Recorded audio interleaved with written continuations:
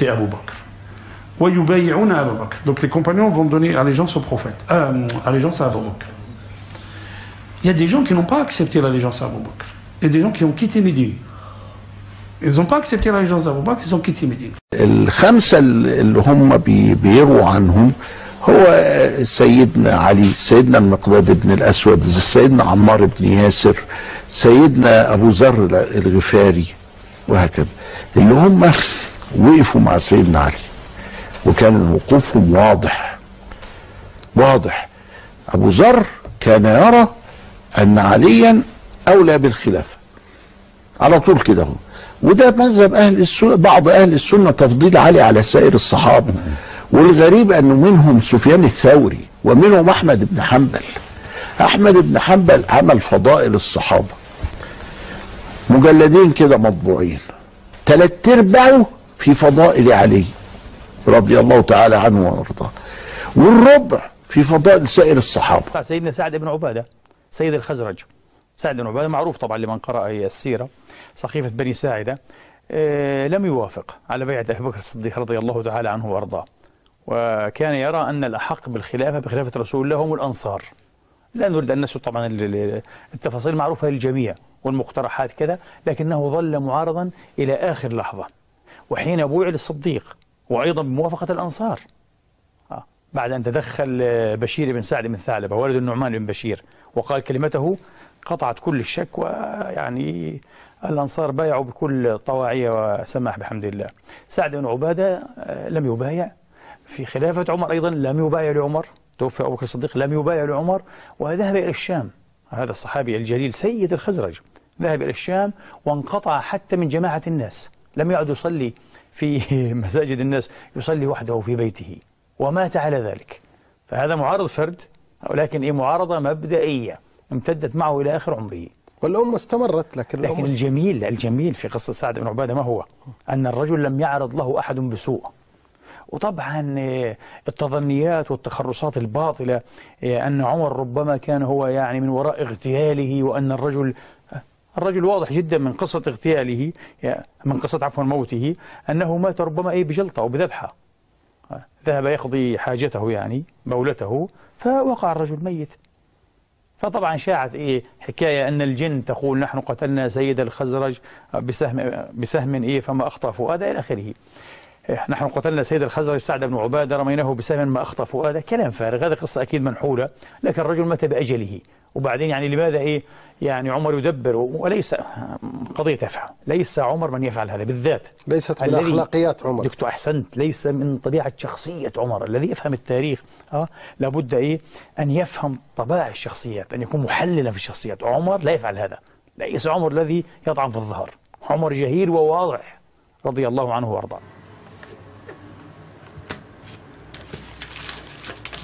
C'est bon, on est en direct, Abdelrahman? Nous sommes en direct. أعوذ بالله من الشيطان الرجيم. بسم الله الرحمن الرحيم. الحمد لله رب العالمين، وصلاة وسلام على سيدنا محمد وعلى آله وصحبه أجمعين. والسلام عليكم ورحمة الله وبركاته. السلام عليكم honorable frère. السلام عليكم honorable frère. Donc, on va commencer par saluer toutes les personnes et s'excuser auprès de ces mêmes personnes du non-respect des heures de diffusion de live, parce que ce live a été annoncé entre le Asr et le Maghreb, et il n'est pas encore l'heure du Asr.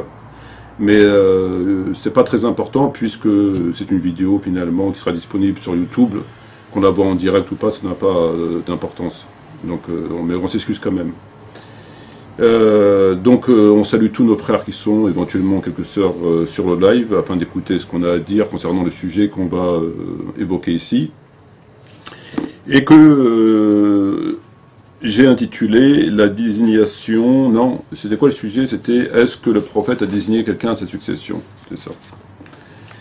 Donc est-ce que le sujet du live est donc est-ce que le prophète Mohammed alayhi salatu wa salam a-t-il désigné quelqu'un à sa succession?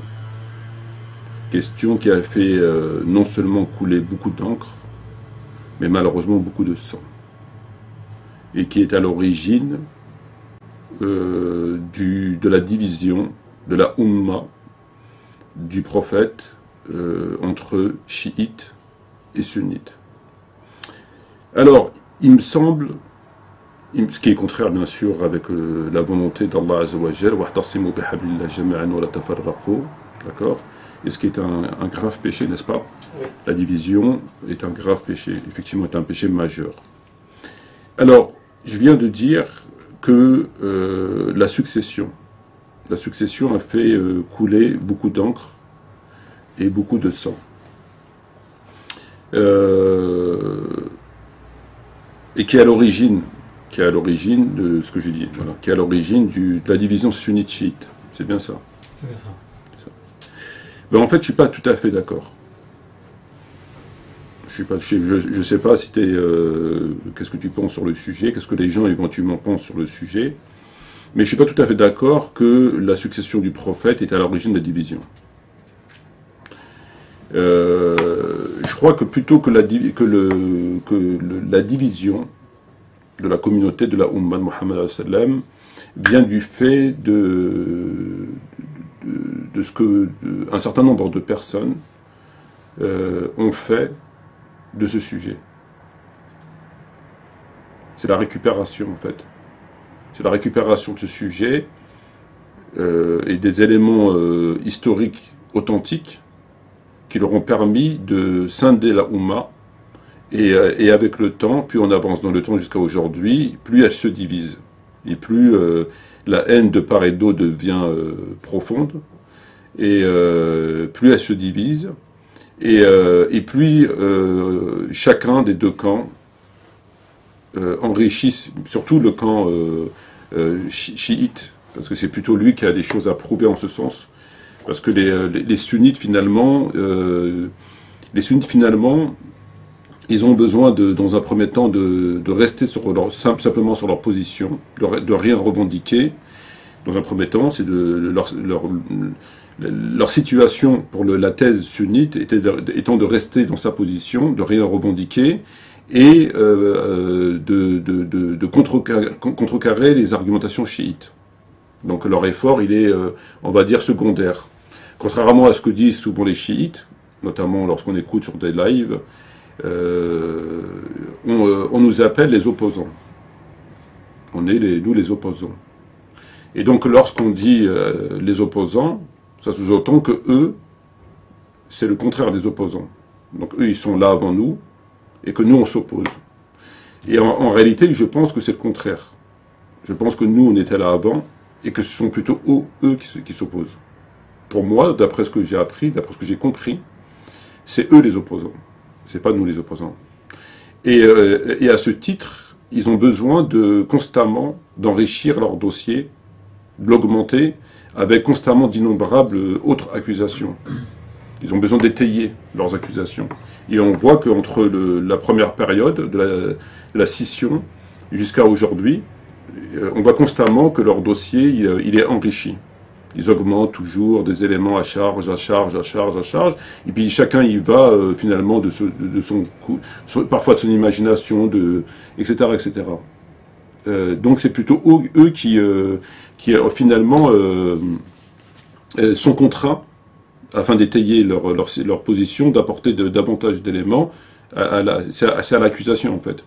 Il s'agit en fait, on peut considérer que c'est l'accusation. Voilà. C'est ce que j'ai pu constater. Et donc, en fait, la division, elle vient pas que des faits historiques authentiques.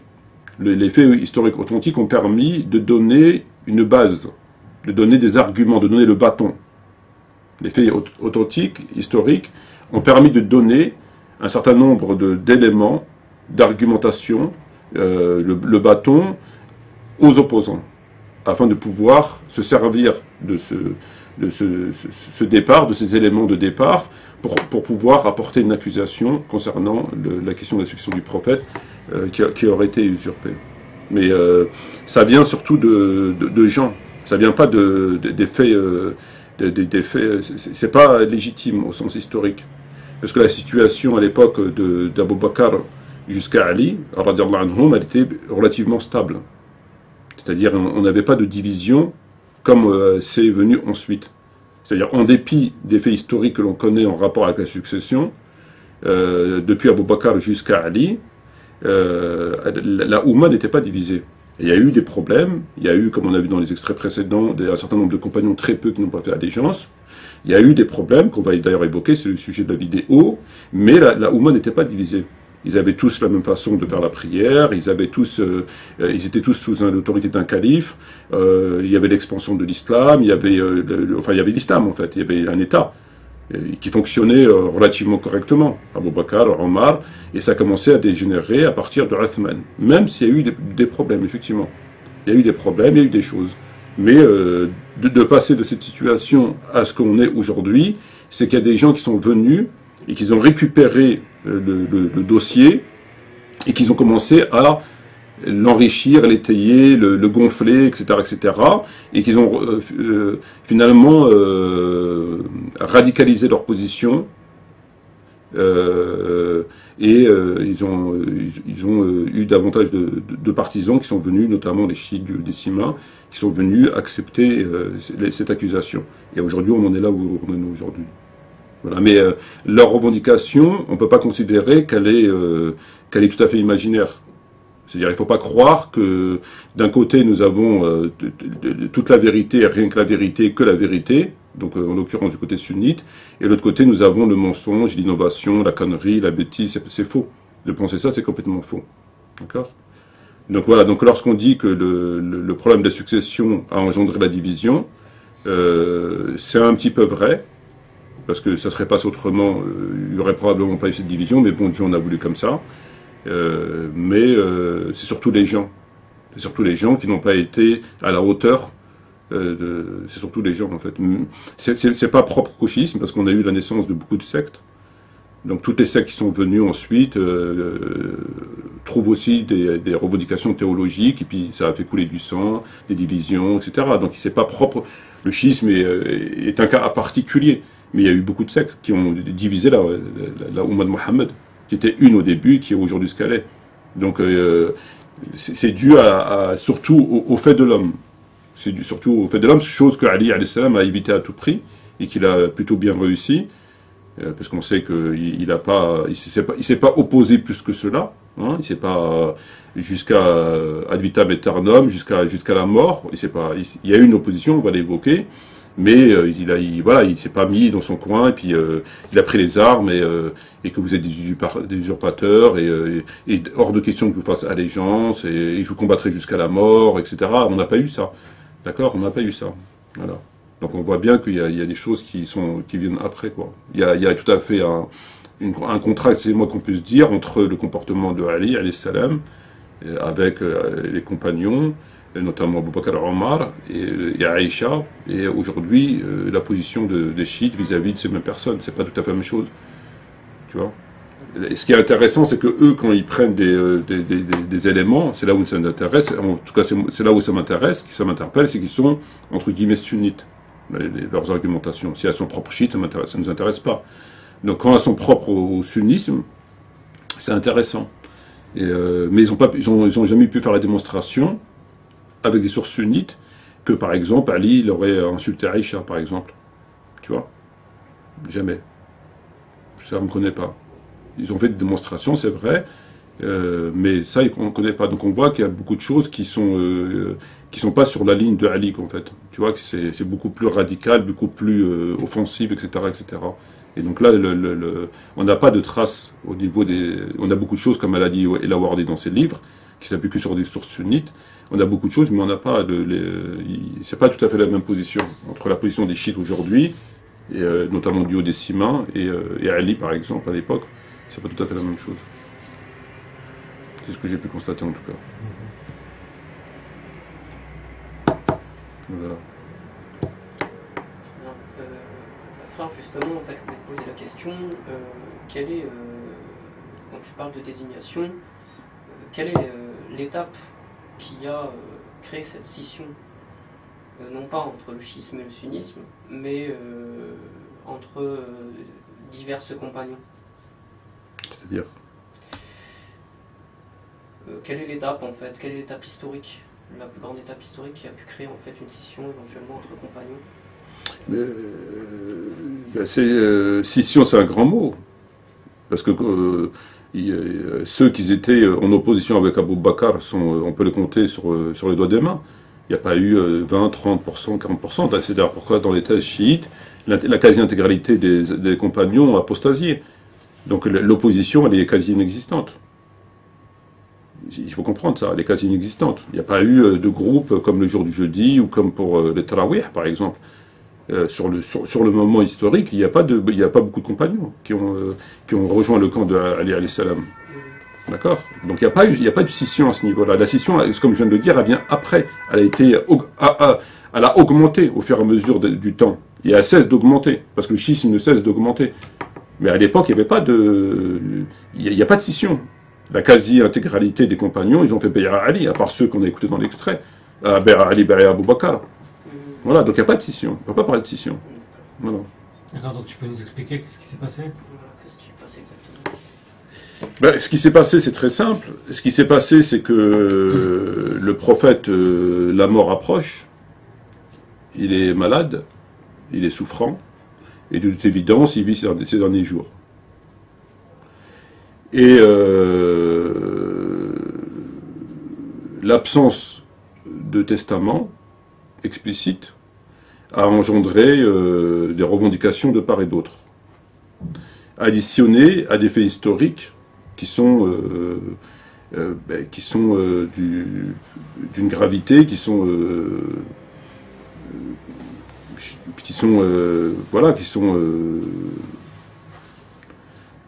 extrêmement grave. Ouais, c'est extrêmement grave. Il y a des choses extrêmement graves autour de la mort du prophète Mohammed sallam. Alors, la première des choses, c'est que d'où vient la prétention que le prophète a désigné ou Abou Bakr ou Ali. Est-ce qu'on a des textes qui nous indiquent que le prophète a désigné quelqu'un? Déjà, la première des questions, c'est ça. Est-ce qu'on a des textes? Ou Ali ou Abou Bakr? Déjà. On va t'écouter. On va t'écouter. Alors, il y a deux choses. Comment les savants et les historiens ont approché la question concernant ce sujet. Ils l'ont approché par deux éléments. Ils l'ont approché par l'élément du mérite, l'additionnement des hadiths du mérite, et des textes spécifiques, pour pouvoir dire qu'il s'agit d'Abou Bakr ou de Ali. D'accord? C'est en additionnant les textes du prophète, ce qu'il a pu dire sur Abou Bakr, il a dit telle et telle chose, ou ce qu'il a pu dire sur tel Ali, il a dit telle et telle chose. Donc c'est des hadiths qui ne parlent pas de la désignation, qui ne désignent pas, mais qui disent, voilà, lui c'est le meilleur, lui c'est le meilleur. Donc à travers ça, ils ont dit, voilà, c'est lui le meilleur, etc. Et tu as des textes spécifiques qui sont propres à la succession. Il y a deux éléments en fait. D'accord?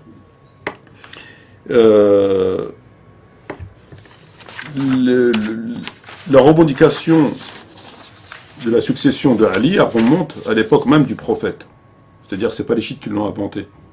Ce n'est pas les chiites qui sont venus 50 ans, 100 ans après, et contrairement à ce qu'ils veulent faire croire, parce que j'ai pas le temps de prendre le livre, il n'est pas là, mais j'ai pas le temps de prendre le livre, c'est qu'on veut nous faire croire que la désignation d'Abou Bakr est tout à fait claire et officielle.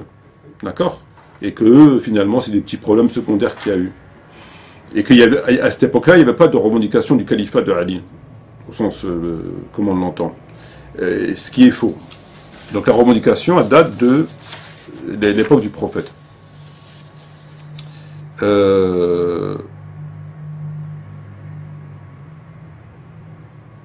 C'est-à-dire qu'il y a des compagnons en fait qui n'ont pas fait allégeance à Abu Bakr, c'est ça que... Non, en fait, si tu préfères qu'il y ait des compagnons qui n'ont pas fait allégeance, ça tout le monde le sait. C'est ce qu'on a mis dans les extraits. Oui. D'accord? Donc, qu'ils n'ont pas fait allégeance, ça, il y a des compagnons qui n'ont pas fait allégeance, ils sont infimes. D'accord? C'est leur nombre est très infime. Il n'y a pas eu de scission. Maintenant, la prétention que le prophète aurait désigné Abou Bakr avec des textes qu'il a désigné comme successeur, ou la prétention qu'il a désigné Ali comme successeur. D'où ça vient? Donc, pour Abu Bakr, ça vient des Bukhari, des textes qu'on a. Est-ce que Ali, ça vient des chiites qui, eux, l'ont inventé? Alors qu'à l'époque, la question ne se posait pas. Dans le sunnisme que l'on connaît, la question ne se pose pas. Et Ali, il a jamais, le prophète n'a désigné Ali. En fait, il a toujours désigné Abu Bakr. C'est Abu Bakr, il te donne des textes, etc. Dans tous les livres qu'on peut lire, il a désigné Ali. Il a désigné Abu Bakr. Là-dessus, c'est clair. Donc, venir nous dire qu'il a désigné Ali, c'est faux. Et que ça, cette revendication, elle est ultérieure. Elle vient avec le dossier chiite qui a été enrichi, avec des éléments qu'ils ont pris indirects, qu'ils ont pris ici et là, et de là, ils ont construit que le prophète aurait désigné Ali. D'accord? Et que ça n'a pas été respecté par les compagnons. Notamment le texte de Gadir Qom. D'accord? Donc, ça viendrait après, en fait. C'est une fabrication. Parce que c'est tellement évident qu'il a désigné Abu Bakr avec les textes, que ça n'a rien à voir avec... ça vient pas de cette période-là. Ça vient d'après, en fait. D'accord? Justement, quelles sont ces évidences Alors, il y a deux textes qu'on peut citer, pour ne citer que ceux-là, qui sont dans le Bukhari, et qui vont nous démontrer que la revendication, la désignation de Ali n'est pas ultérieure à l'époque du prophète, mais qu'elle est bien de l'époque du prophète. Donc, il y a des gens qui pensaient qu'il avait désigné Ali. Donc, c'est pas après, c'est pas une fabrication chiite, d'accord? Donc on a deux textes, le texte 2741 et le texte 4459, qui sont similaires. El-Aswad a dit, on disait auprès de Aïcha que Ali bénéficiait d'un testament de la part du prophète. Donc on disait à son époque. Elle dit, donc c'est Aïcha. Donc on n'est pas en train de parler de 200 ans, 300 ans après la mort du prophète. Quand est-ce qu'il a testé? Car le prophète était appuyé sur ma poitrine et mon giron au moment où il demanda une écuelle et se courba alors dans son giron pour s'apercevoir qu'il était déjà mort. Quand est-ce qu'il a testé? Donc elle a dit, qu'est-ce que vous racontez? Il est mort dans mon giron et il est mort. Donc à quel moment il aurait pu tester? D'accord? Et on a le même, exactement le même texte au 4459. Comme on disait auprès de Aïcha que Ali bénéficiait d'un testament de la part du prophète. Qui a dit cela? Le prophète ﷺ était appuyé contre mon poitrine et au moment même où il demanda un écuelle, il se courba, alors il mourut, sans que je m'en aperçus. Comment donc aurait-il pu tester au profit de Ali? Voilà. Donc ici, tu as deux textes qui indiquent que déjà la revendication, elle ne remonte pas de 200 ans après. Elle était déjà durant cette période. D'accord? Voilà. Alors, on va parler d'Abu Bakr, concernant qu'est-ce qui peut nous indiquer qu'il l'aurait désigné, sur quoi les savants ils se basent. Sur quoi les savants se basent pour dire qu'il a désigné à la succession. D'accord? Alors, on va évoquer quelques hadiths par rapport au mérite. Donc, il y en a beaucoup plus, mais on va évoquer certains pour parler de son mérite, qui sont dans le Bukhari, Muslim, etc. Alors, le prophète aurait dit, s'il m'avait été permis d'avoir un ami intime, quelqu'un d'autre que Dieu, cela aurait été Abu Bakr. Seulement il est mon frère et mon compagnon. N'allez-vous pas laisser tranquille mon compagnon? N'allez-vous pas laisser tranquille mon compagnon? Lorsque je vous dis, ô peuple, je suis le messager de Dieu auprès de vous, vous m'avez répondu menteur. Sauf Abu Bakr, qui me crut. Le messager de Dieu aurait dit, la personne la plus généreuse envers moi-même, dans ses biens, dans sa compagnie, est Abu Bakr. Si je devais prendre un ami intime, je prendrais certes Abu Bakr. Or, il n'y a que la fraternité en islam, qu'on ne laisse aucune porte ouverte sur la mosquée si ce n'est celle d'Abu Bakr. Rapporté par Bukhari. Donc il y a des textes comme ça, qui sont importants, et qui sont pas de l'ordre de la succession, parce que quand on dit succession, il faut qu'il y ait une désignation. Il n'y a pas de succession comme ça, propos. Quand on dit il a désigné, il faut que le texte soit clair. Sinon, ce n'est pas une succession, ce n'est pas une désignation. C'est presque une désignation, mais ce n'est pas une désignation. D'accord? Donc là, c'est le mérite. Maintenant, quels sont les textes, d'après vous, qui nous indiquent qu'il aurait désigné Abu Bakr? Est-ce qu'il y a des textes qui nous indiquent sur quoi se basent les savants pour nous dire qu'il a désigné Abu Bakr?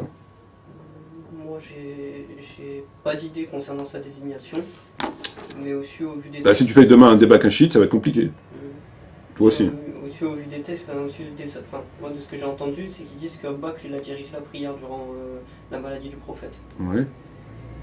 Et donc, étant donné qu'il a dirigé la prière durant la maladie du prophète, ils disent que ça, c'est un signe de sa désignation. C'est un signe. D'accord. Mais quand on dit c'est un signe, C'est pas une preuve. une désignation, Ça doit être clair. une désignation, c'est une désignation. C'est déclaré. Le prophète sait parler. Parce que preuve du contraire, il sait parler même mieux que nous. Donc s'il désigne, il faut qu'il désigne. Oui, c'est une désignation. Là, c'est un texte qui est important, très important, n'est-ce pas? Extrêmement important, parce qu'on sait qu'à l'époque, celui qui dirigeait la prière, il avait le pouvoir Politique. temporel et profane. C'est pas comme aujourd'hui où il est l'imam et en même temps il travaille au boulanger ou chauffeur-livreur ou je sais pas quoi. À l'époque, le calife, c'était celui qui dirigeait la prière. Il y a pas de, c'est comme ça à l'époque du prophète. Donc le calife remplissait le pouvoir temporel et profane. Il dirige la prière et c'était lui le calife. Donc il a demandé à Abu Bakr de diriger. Il faut bien comprendre que nous on reste dans nos textes. D'accord? On accepte la revendication chiite dès lors qu'elle a des sources sunnites. Dès lors qu'il n'y a aucune trace chez nous, on ne peut pas l'accepter. Sinon on s'en sort plus. D'accord? Et c'est vice versa. Eux aussi, s'ils n'ont pas de... Tu vas leur parler avec Bukhari, ils vont rigoler. Et eux, pour faire la démonstration, ils s'appuient sur des sources sunnites. Pour convaincre un sunnite, on s'appuie sur des sources sunnites. On peut lui rapporter les kafis ou je sais pas quoi, en lui disant regarde, c'est écrit. D'accord? Donc c'est valable de deux côtés. C'est comme ça, c'est les règles qui imposent ça. Donc il y a le texte que tu viens de dire justement, qui est intéressant, où le prophète Mohammed alayhi salam désigne Abu Bakr en disant dites à Abu Bakr de diriger la prière. D'accord? C'est pas une désignation. Mais c'est quand même. Moi, en tout cas, j'ai juste cet élément. C'est pas une désignation. Éventuellement, il peut y avoir d'autres éléments. C'est pas une désignation, mais c'est comment tu le considères. Bah, c'est un élément. Pour toi, dans la balance. comment tu jugerais cet élément? Si tu devais juger cet élément à la lecture de ce que pourrait être une désignation. Comme tu l'as dit, c'est pas une désignation, c'est clair, mais c'est quand même un élément qu'il faut prendre en ligne de compte, et c'est un élément très important. Et que si tu veux éliminer cet élément-là, il faut l'éliminer par quelque chose de beaucoup plus important que ça. Mais c'est pas une désignation. Mais ce n'est pas une désignation. Et on peut pas le prendre comme une désignation. C'est pas clair en tout cas. Et je pense que pour éviter justement tout problème, il aura fallu que ce soit clair. Il faudrait que ce soit clair. Mais c'est pas une désignation. Non? Pour moi, ce n'est pas. D'accord. Et pour. Abdelrahman. Non, tu trouveras pas dans le califat de royauté, il n'y a pas de texte. Non. Non. Ok. Ni même dans ton ouvrage. Non, mais ça va être compliqué si tu prends les ouvrages. Non, pour moi, non, par rapport à ce que tu dis, en effet, ça n'a pas. Ben, C'est pas une désignation, puisque c'est pas le prophète, en effet, il déclarerait cette chose ouvertement devant les croyants. Donc comment un sunnite, il peut, toi, en tant que sunnite, comment tu acceptes qu'il a désigné Abu Bakr dans ces cas-là? Pourquoi tu ne remets pas en question cette... comment vous êtes sunnite, entre guillemets? Donc, par rapport à quoi vous ne remettez pas en question? Déjà, parce qu'il n'y a pas de désignation, ça s'est pas fait comme ça. Donc, s'il n'y a pas de désignation, pourquoi tu acceptes Abu Bakr dans ce cas-là? Par rapport à la fois à ses mérites qu'il a. Oui, mais les mérites, c'est pas une désignation. Parce qu'il n'y a pas eu de désignation ni d'un côté ni de l'autre. Donc, entre guillemets, ça aurait pu être n'importe qui. Mais pourquoi tu acceptes Abu Bakr alors? Ça s'est fait comme ça. Non, mais toi, Ouais. je parle pas de comment ça s'est fait. Parce qu'il n'y a pas, justement, parce qu'il n'y a pas de désignation contraire. Il n'y a pas de désignation. Ouais. Il n'y a pas d'autre, il n'a pas désigné quelqu'un d'autre. Donc, s'il n'y a pas de désignation, il n'y a pas d'usurpation. Donc, ça aurait pu être lui, ça aurait pu être un autre. Et pourquoi tu penches pas pour un autre? Peu importe qui c'est, peu importe qui c'est. Peu importe. Donc ça veut dire que la porte où elle est ouverte, on peut pencher vers qui on veut. À partir du moment où il n'y a pas de désignation, oui. Donc c'est autorisé d'aller pencher vers qui on veut. Bah, en tout cas, parmi ceux qui avaient les mérites. Ils sont pas très bons ton histoire. Hein. Toi, Abdelrahman. Non mais il faut parler, il faut pas. Là on est en train de parler de religion, c'est des choses importantes et qu'il faut défendre dans le cadre de la vérité. Donc on n'est pas. Est-ce que avoir fait de cette désignation, cette chose-là, c'est-à-dire cette succession, est-ce que ça rentre justement dans la croyance? Est-ce que ça rentre dans la croyance ou c'est un fait juste politique? Ça c'est un autre débat, on va dire, c'est un autre volet du dossier. Ouais. Mais il est important de connaître quand même pourquoi, par exemple, j'irais moi considérer que ça serait Abu Bakr et non pas Ali ou non pas Omar, etc., etc. C'est quand même notre religion, ça peut porter le préjudice, ça peut, bon, et puis ça peut ouvrir une porte, finalement, si tu reprends la vraie revendication, peut-être que c'est peut-être la vraie religion, la vraie, doctrine qui est derrière, voilà, on a besoin de savoir quand même un petit peu, même si on ne saura jamais. Parce que bon, c'est des faits historiques, etc. Bon, tu vas pas récupérer un dossier 14 siècles après avec des textes qui vont dans tous les... Bon, mais quand même. En tout cas, au vu de mes connaissances et par rapport à ce qu'ils disent, c'est ce que je t'ai dit, c'est-à-dire la prière et les mérites d'Abou Bakr. Tous les compagnons, surtout les premiers, ils ont tous des tonnes de hadiths de mérite. Que ce soit Ali, que ce soit Abou Bakr, ou Omar, ou Uthman, ou d'autres. Ils ont tous dans les chapitres de livres en général, notamment Muslim par exemple, tu as un chapitre pour chaque compagnon, mis à part... D'accord, donc si je comprends bien, le mérite ne fait pas de lui en fait un successeur, ben au non. sens strict, Ben non. ni même la prière. Donc si Non, le texte non. parole, ça voudrait dire que les savants, ce qu'ils disent, enfin les savants ou les imams ou ceux en tout cas qui propagent cela, puisqu'ils propagent tout cela, c'est pas une bonne argumentation. Ouais, mais si tu préfères, la question, c'est pas comme ça qu'il faut la poser. La question, c'est que les savants, lorsqu'ils disent qu'il a désigné Abou Bakr, ils le disent d'après des éléments. En théorie, en tout cas. On est d'accord. Ils vont pas dire qu'il a désigné Abou Bakr comme ça. Et comme on peut dire qu'il a désigné Bilal. D'accord? Radiallahu anhu, tu vois. Donc ils le disent d'après des éléments. Bon.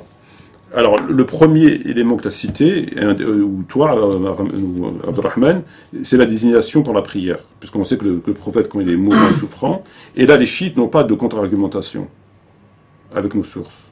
Ils n'en ont pas. C'est-à-dire qu'ils vont contester, évidemment. Bon. Mais ils ne peuvent pas te ramener un texte qui existe chez nous, qui vient mettre à mal ce sujet. D'accord? Donc, tu as la prière. Et on peut rajouter deux éléments. Au niveau spécifique, hein. On ne parle pas des mérites, hein, qui vont dans la désignation. Tu as un texte, bon, on parle toujours de Bukhari, on reste dans Bukhari, d'accord? Alors, Aïcha dit, ô ma tête, l'envoyé de Dieu, alayhi salam, cela, si j'étais toujours vivant, je demanderais alors à Allah pardon pour toi, il lui adresserait encore une prière en ta faveur. Aïcha dit, que je suis malheureuse par Allah, je crois que si tu désires ma mort, et cela arriverait, tu passerais le reste de ta journée à commercer avec tes épouses, etc. Alors là, le prophète, dans ce texte-là, numéro 5666, dit j'étais sur le point d'envoyer quelqu'un à Abou Bakr et son fils dans le but de le désigner comme calife, afin de ne laisser aucune excuse aux prétendants, ou afin de ne laisser aucun souhait à ceux qui souhaitent avoir ce poste. Mais je me suis dit, Allah veut et les croyants incitent à cela, ou tous les croyants incitent à cela. Donc il y a un texte 5566 dans le Bukhari qui dit que le prophète, il a voulu désigner Abou Bakr quand il était chez Aïcha en envoyant son fils pour le désigner comme calife, et après il s'est dit que c'était une évidence que Allah, etc., et les croyants, etc. Il y a un texte comme ça dans le Bukhari. Il y a un second texte.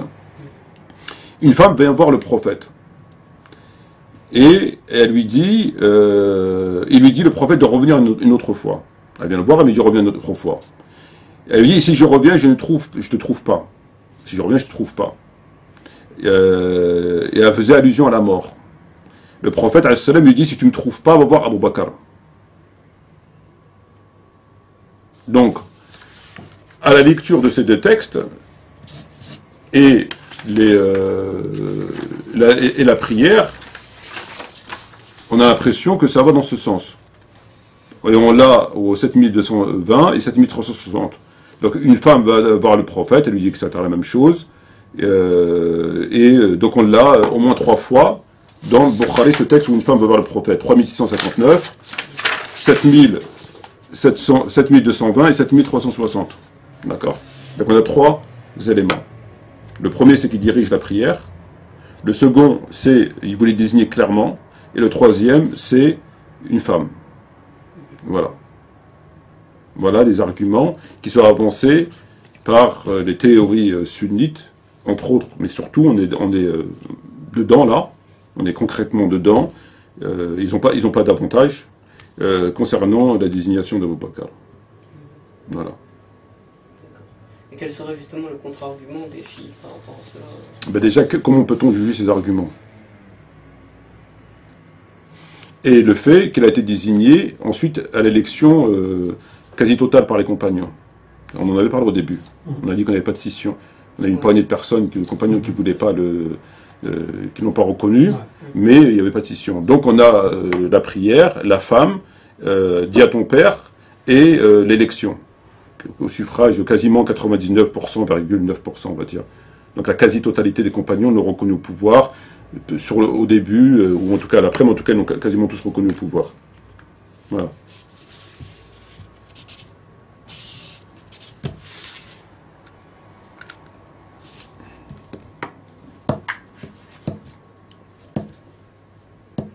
Que penses-tu du hadith qui dit celui dont je suis le maître, Ali est Non, on va sortir du sujet. Non, on ne parle pas des mérites, là on est en train de parler de ce qui a pu faire la désignation d'Abou Bakr. Donc on ne va pas commencer à s'embrouiller, à faire la guerre des hadiths. J'ai un hadith, moi aussi j'en ai un autre, etc. Voilà. Qu'est-ce qu'on peut penser de... Qu'est-ce que ça vaut? Ouais, mais je vous écoute, il faut qu'il y ait un échange aussi un petit peu. Moi, à mon avis, c'est qu'en effet, déjà, il y a une volonté en effet de nommer Abou Bakr, puisque les textes vraiment stipulent la question du califat d'Abou Bakr. C'est beaucoup plus clair justement que cette question de prière, la désignation par la prière, en ce sens. Et donc pour moi, c'est pas forcément une déclaration devant tous les croyants, puisque c'est fait du coup en anonymat, c'est fait de manière peut-être officieuse. Voilà, officieuse. C'est pas officiel devant tous les croyants, mais déjà il y a une marque dans le Bukhari, il y a quand même une marque du califat d'Abou Bakr, il y a quand même cette marque. Après, est-ce que, justement, on peut se poser la question, est-ce que, justement, le prophète n'aurait pas, comme on disait, normalement, il aurait déclaré devant tous les croyants cette chose-là? Est-ce que donc, ce hadith, il est bon ou pas à prendre? Si vous lisez ça, par exemple, comment vous considérez ces éléments? Toi, tu lis des livres et tu vois ça, etc. Qu'est-ce qu'on doit faire avec ces textes? C'est convaincant, ça convainc? C'est des éléments à mettre sur la balance, mais c'est pas décisif. C'est pas décisif? Non, ce n'est pas décisif. Mais quand il dit appelle ton père, je vais lui faire un écrit, ça c'est pas décisif? Je vois pas comment le prophète. Comment dire? Je vois pas comment le prophète en arrivera à cette conclusion-là, que c'est évident et que c'est pas la peine de le dire. Donc c'est quoi alors? Moi perso, j'ai des doutes sur ce dit. Ah bon? Oui, mais j'ai des doutes. Je ne vois pas le prophète s'empêcher de dire quelque chose d'aussi important uniquement parce qu'il se dit c'est évident. C'est évident, tout le monde va savoir que c'est Abou Bakr. S'il doit le désigner, il le désignera. Et pour la prière? Pour la prière, en effet, c'est des éléments lourds sur la balance, mais pour moi, il n'y a pas de désignation claire. Il n'y a pas de désignation formelle. Et je vois aucun texte qui me dit qu'il y a une désignation. Voilà, je ne suis pas convaincu. Merci. Pour moi, il n'y a pas de texte qui me dit qu'il y a une désignation. Et si je sors mon fouet, tu vas être convaincu? Probablement. Donc t'es pas convaincant pour toi? Pour moi, il n'y a pas de désignation. Je vois pas de. Non, je suis pas convaincu. Et comment tu juges par rapport au fait qu'il a dirigé la prière? Ça, c'est un élément très important, en effet. Mais comment tu le juges, par toi? Important, mais quoi c'est tout? Important à quel niveau important? Important en tout cas, il avait les épaules pour devenir calife. Donc s'il est important, il a les épaules, il l'est ou il l'est pas? On approche doucement là. Je peux pas. Non, mais je sais bien, tu peux pas, personne ne peut. Mais si on va au bout de l'analyse de ce texte, par exemple, qui dirige la prière, comment tu tireras à droite, à gauche, qu'est-ce qu'on en fait en fait? Qu'est-ce qu'on peut en faire? Est-ce qu'on peut le rejeter? Ou est-ce qu'on ne peut pas le rejeter parce qu'on est obligé d'accepter par le fait que c'est quelque chose, comme on a dit, de temporel, de profane? Qu'est-ce qu'on doit en faire en fait? C'est un élément nécessaire mais non suffisant pour parler de la désignation c'est pas suffisant. Ce n'est pas suffisant. Et c'est important. Le fait qu'il dirige la prière, pour moi, c'est pas suffisant.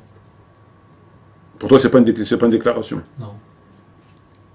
Pour moi, quelque chose. Mais qui prennent la place du prophète pour la prière, c'est quand même pas rien. Oui, bien sûr, c'est pas rien. Est-ce que tu sais que c'est la seule personne qui a dirigé la prière en la présence du prophète? Oui. C'est Abou Bakr étant la seule personne, si je ne me trompe pas évidemment, qui a dirigé la prière des musulmans alors que le prophète il est présent. Donc c'est quand même pas rien. Absolument. D'accord. Mais c'est pas suffisant. C'est pas formel, il n'y a rien de formel. Donc tu mettrais pas ta tête à couper ou comme quoi que... Non. Oui, c'est pas une désignation formelle. D'ailleurs, la preuve que c'est pas une désignation formelle, quand ils étaient dans la Saqifa, quand il y a eu la mort, personne n'a dit c'est bon, c'est Abou Bakr qui va être calife.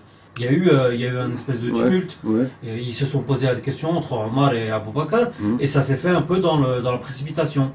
Donc si c'était aussi formel que ça et que tous les compagnons l'avaient compris comme ça, ben, il n'y aura pas eu ça. Il n'y aura pas eu la Saqifa. Donc tu n'es pas convaincu? Non. Et en fait, tu es convaincu par quoi? Rien, pour moi, il n'y a pas de désignation. Pour toi, il n'y a pas de désignation. Pour moi, il n'y a pas de désignation. Donc pour toi, il n'y a pas de désignation. Est-ce que tu peux signer là? D'accord. Pour toi, il n'y a pas de désignation. Bon, on va écouter le... Pour toi, il n'y a pas de désignation. Pour moi, il n'y a pas de désignation. Moi, comme je me répète, par rapport à... Donc, pardon, donc toi, tu es sunnite par défaut ou parce que tu n'as pas le temps? Non, pas du tout. Pour moi, je suis sunnite parce que pour moi, il n'y a pas d'usurpation. Il n'y a pas d'usurpation? Non, il n'y a pas d'usurpation. Parce que les chiites disent que les compagnons ont usurpé, entre autres, qu'ils ont usurpé, Tu peux t'asseoir là-bas. Mets-toi là-bas. Qu'ils ont usurpé le pouvoir à Ali. Pour moi, il n'y a pas d'usurpation parce qu'il n'y avait pas de désignation. Ta tête d'Africain va m'inspirer. Donc, il n'y a pas eu d'usurpation? Non. Et comment tu sais? C'est pas Pour moi, il n'y a pas de désignation. Donc, s'il n'y a pas de désignation, il ne peut pas y avoir d'usurpation. D'accord, donc pour toi, il n'y a pas de désignation. Donc, pas de désignation. Pas d'usurpation. Ça, c'est une bonne réflexion. Pas de désignation, répète. Pas de désignation, pas d'usurpation. Donc, il n'y a pas de désignation, il n'y a pas d'usurpation. Voilà. D'accord. Donc, pour toi, tu es convaincu qu'il n'y a pas eu de désignation. Oui. Très bien. Moi, comme je me répète, moi je pense que Abou Bakr, en fait, il a été désigné, mais il n'a pas été désigné en fait au sens direct. Il n'a pas été désigné au sens direct. C'est-à-dire que lorsque, comme tu le disais, la prière a son importance à l'époque du prophète, puisque c'est lorsque le calife il est calife, l'une des fonctions qu'il a c'est l'imama au sens où il va diriger la prière et donc il va diriger aussi socialement la communauté, etc. D'accord. Donc faire respecter les lois d'Allah, etc. D'accord. etc. Donc lorsque Abou Bakr il a dirigé la prière, en effet c'est indirect, mais c'est quand même une marque. Bon, c'est ce qu'il veut dire. Voilà. Mais la deuxième des choses, c'est que le hadith, comme tu l'as cité, je ne l'ai pas de mémoire. Je peux le reciter si tu veux, lequel? Tu peux le reciter justement où il parle du califat. Ah, quand il dit je veux faire un écrit en faveur de ton père. Voilà, je vais faire un écrit en faveur de ton père. J'ai voulu envoyer quelqu'un à Abou Bakr et à son fils dans le but de désigner calife, afin de ne laisser aucune excuse aux prétendants. Voilà, donc c'est une volonté de désigner Abou Bakr, mais en effet, il n'y a pas forcément en fait désignation, puisque le hadith, je pense qu'à ce niveau-là, il est quand même clair, puisqu'il a eu la volonté justement de désigner. Mais est-ce qu'on en sait justement à ce niveau-là s'il l'a fait ou il ne l'a pas fait? Non, les éléments tranchants de l'élection, il n'a pas eu. Non, mais non, parce qu'on vient de dire que les éléments qui sont repris par les savants, c'est la prière, c'est le mérite, etc. Il n'y a aucun savant qui va dire il est venu, il a appelé une désignation, c'est par exemple le Hajj al-Wada' où le prophète il profite de rassemblement de tous les musulmans dans le pèlerinage d'adieu. Donc c'est une élection, c'est comme en France, c'est comme partout. Quand tu désignes quelqu'un, c'est clair, net et précis, ça ne laisse pas de place au doute. D'accord? Quand on prend le texte de Radir Khom, il dit pour qui je suis le maître, Ali est aussi le maître, c'est un élément important, ça désigne son rang et tout ce que tu veux, mais est-ce que c'est une désignation à proprement parler? Non, parce qu'une désignation à proprement parler, il faut qu'il y ait la rhétorique. Je le désigne à ma succession quand je serai mort. C'est ça une désignation. C'est pas de dire il est bien et pour qui je suis le maître, ça c'est pas une désignation. Parce que le prophète s'est parlé. Donc quand on désigne quelqu'un, c'est une désignation. Au sens strict du terme, je le désigne à ma succession. Voilà, c'est ça. Et ça, du côté sunnite, il n'y a aucun savant qui te dit ça. Il n'y a pas de savant qui va te dire, elle a désigné, voilà le texte. Il n'en existe aucun. C'est-à-dire les arguments que j'ai rapportés, c'est des arguments qui sont repris par les savants, notamment Ibn Taymiyyah, dans son livre Nabawiya, dans lequel Minhaj Sunan Nabawiya, dans lequel il met ces éléments-là. Voilà. Il n'a pas mieux, en fait, à mettre dans le dossier. Donc en fait, au-delà de ça, il n'y a pas d'argument. En fait, il n'y a pas d'éléments en fait, qui viennent approuver la désignation d'Abou Bakr. C'est les éléments qu'on a cités. D'accord. Et après, chacun va les juger à sa façon. Voilà. Donc, est-ce que c'est une désignation pour le...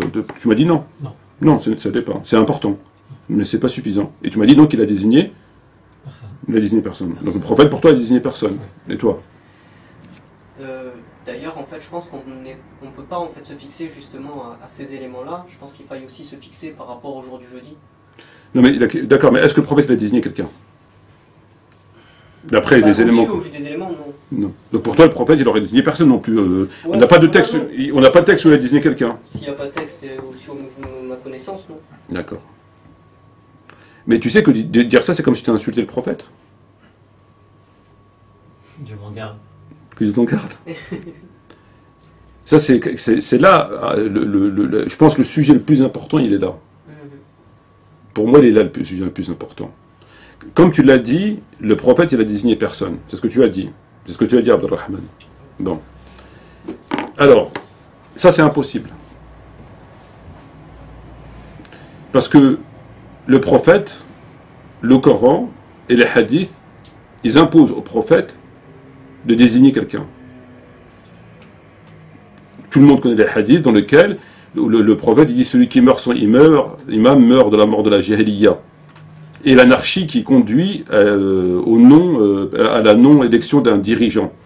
Et le prophète est à même, plus que toute l'humanité, de savoir l'importance et le danger de laisser sa place, de désigner personne. C'est la porte ouverte à l'anarchie et c'est contraire à la loi. De désigner personne, c'est contraire à la loi. C'est une loi de désigner quelqu'un. C'est la loi. Parce que s'il désigne personne, déjà il est en contradiction lui-même avec lui-même, puisque lui-même il dit qu'il faut un dirigeant, ceci, cela, quand vous partez en voyage, il faut mettre quelqu'un qui, etc., etc., tous les hadiths qu'on connaît, celui qui meurt sans connaître son dirigeant, etc., etc., lui-même il le dit. Et il connaît les dangers. S'il n'y a personne, il sait que ça peut s'arminer en bain de sang. Donc c'est impossible. Et si on accepte ça, ça veut dire qu'on accepte que le prophète, il se contredit. Il est irresponsable. Il sait qu'il va mourir, mais il désigne personne. Il laisse les choses comme ça.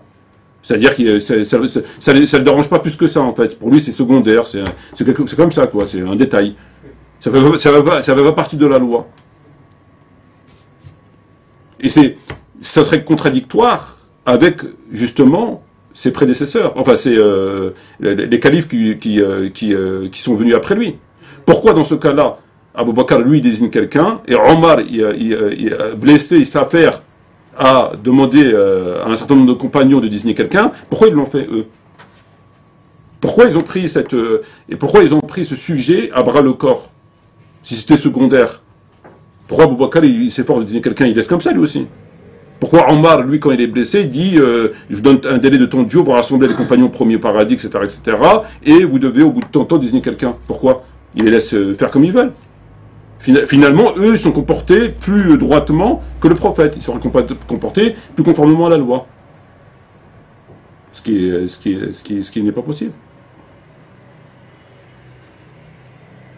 Penser que le prophète a désigné personne, c'est dire que le prophète, il a violé sa propre loi, et c'est un irresponsable, et il est responsable de la situation. C'est une insulte de dire que le prophète, il a désigné personne, et qu'il a fait des choses comme ça, à demi-mot, ou tout ce que tu veux. Et c'est la position, entre guillemets, sunnite. Puisque les éléments qui nous sont apportés en rapport avec la succession du prophète, c'est ceux qu'on a cités. C'est Abu Bakr qui dirige la prière, appelle ton père, si t'es pas là, Abu Bakr il est là. Donc là, on est dans quelque chose de tacite. On n'est pas dans une désignation sans strict, comme tu l'as dit tout à l'heure. On est d'accord? D'accord? Donc pour eux, il n'y a pas de désignation au sens strict. Et ça, pour eux, ça fait office de désignation. Voilà, c'est ça qui fait office de désignation. Donc ils ne vont pas te ramener une désignation, mais ils te disent, voilà, ça fait office de désignation. Voilà.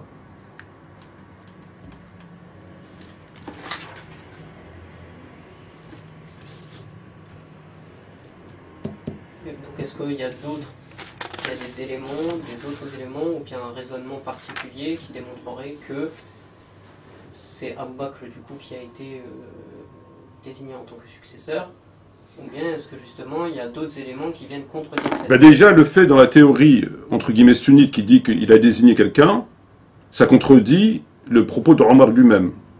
Parce que Omar, il a dit qu'il a désigné personne. Donc on a un texte ici, dans le Bukhari 7218. Abdullah ibn Omar a dit, on a dit à Omar, ne veux-tu pas désigner quelqu'un pour te succéder? Omar dit, si je fais cela, Abu Bakr est mieux que moi, l'avait fait. Et si je laisse la chose comme telle, l'envoyé de Dieu, alayhi salam, est mieux que moi encore, avait laissé la chose comme ça. Donc dans le texte 7218, on vient le voir, on dit, il faut que tu désignes quelqu'un. Il dit, si je désigne quelqu'un de mieux que moi l'a fait, à savoir Abu Bakr, il m'a désigné. Mais si je ne fais pas, quelqu'un de mieux que moi ne l'a pas fait, le prophète ne l'a pas fait. Donc quand la théorie sunnite a dit que le prophète a désigné Abu Bakr, c'est ce qu'ils disent. Ils disent qu'il a désigné. Ça contredit les propos d'Omar. Parce qu'Omar, il dit qu'il a désigné personne.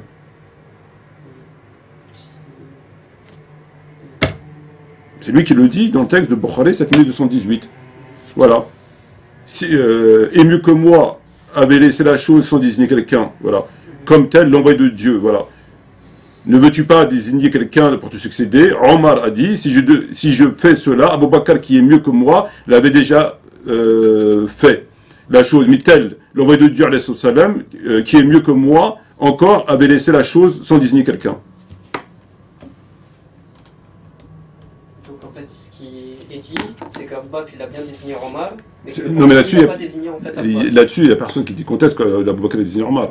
D'accord, mais il dit que, que le prophète... Omar ibn Khattab, il dit que le prophète a désigné personne. Il a désigné personne. Voilà. Donc, pour reprendre l'argumentation sunnite, on a la prière, on a le texte où il dit appelle ton père, on a, mais après il se rétracte, on a, si t'es pas là, va voir Abu Bakr, et on a la quasi-intégralité des compagnons qui ont reconnu Abu Bakr. Voilà. Et ils disent qu'il l'a désigné. Sauf que Omar lui-même dit qu'il n'a pas désigné. Donc c'est ou Omar il ne sait pas de quoi il parle, ou c'est eux qui ne savent pas de quoi ils parlent. Mais d'après Omar, il ne l'a pas désigné. Donc, sur ça, est-ce qu'on a des éléments à charge? Est-ce qu'on a des objections? Moi, je présente ce dossier comme ça et je dis, voilà, on conclut comme ça. Est-ce qu'on a des objections à apporter à ça? Moi, j'ai une objection. Si c'est qu'une, ça va. Tu aurais dû la dire avant, mais bon, je t'en prie. Moi, l'objection, elle est aussi en Khattab, il te dit qu'il n'a pas désigné, le prophète il n'a pas désigné. Encore une fois, est-ce que là, il ne faille pas aller dans l'histoire, c'est-à-dire le jour du jeudi? Justement, le prophète il devait désigner quelqu'un. Lorsqu'on lui a demandé donnez-moi de quoi écrire, et personne ne lui a donné de quoi écrire, et qu'il y a eu justement comment on appelle ça, un vacarme dans la maison du prophète, où le prophète lui-même il a dit allez-vous-en, enfin sortez de chez moi. Et donc ils se sont embrouillés entre compagnons, et comme dit Tabari lui-même dans ses textes, qu'il y a bien eu en fait deux groupes qui se sont qui sont opposés. Est-ce que ce jour-là justement ça parlait justement de ce testament, de cette chose-là, dont le prophète lui-même n'a pas pu tester, et qui, du coup, le retirerait de cette irresponsabilité.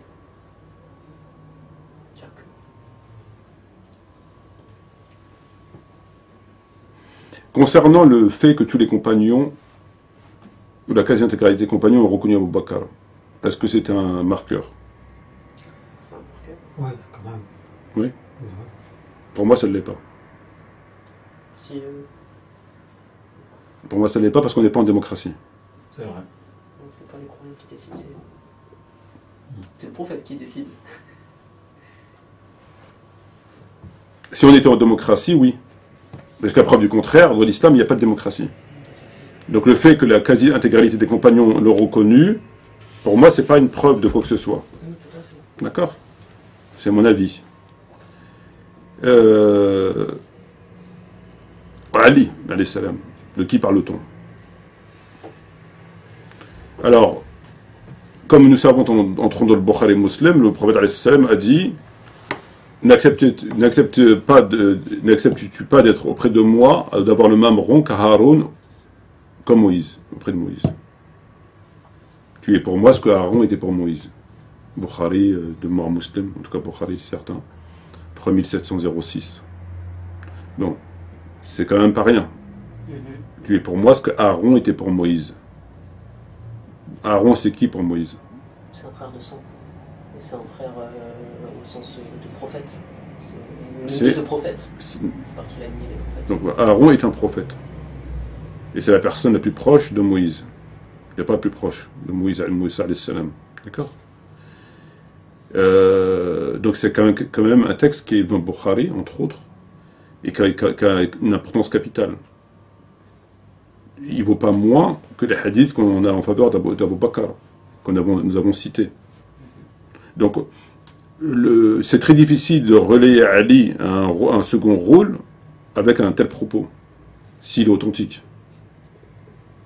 Enfin, moi, j'arrive pas. Je ne sais pas si on peut le faire, mais en tout cas, moi, j'arriverai pas. Et tout le monde connaît le verset de la sourate Al-Ahzab, sourate 33, verset 33. Innama yuridu Allah yudhib ankum rij al-bayt wa yudharkum tathiran. Dieu veut vous purifier entièrement. Et on sait, à l'unanimité, c'est pas contesté, que dans Al-Bayt, il y a Ali. Donc les purifier totalement.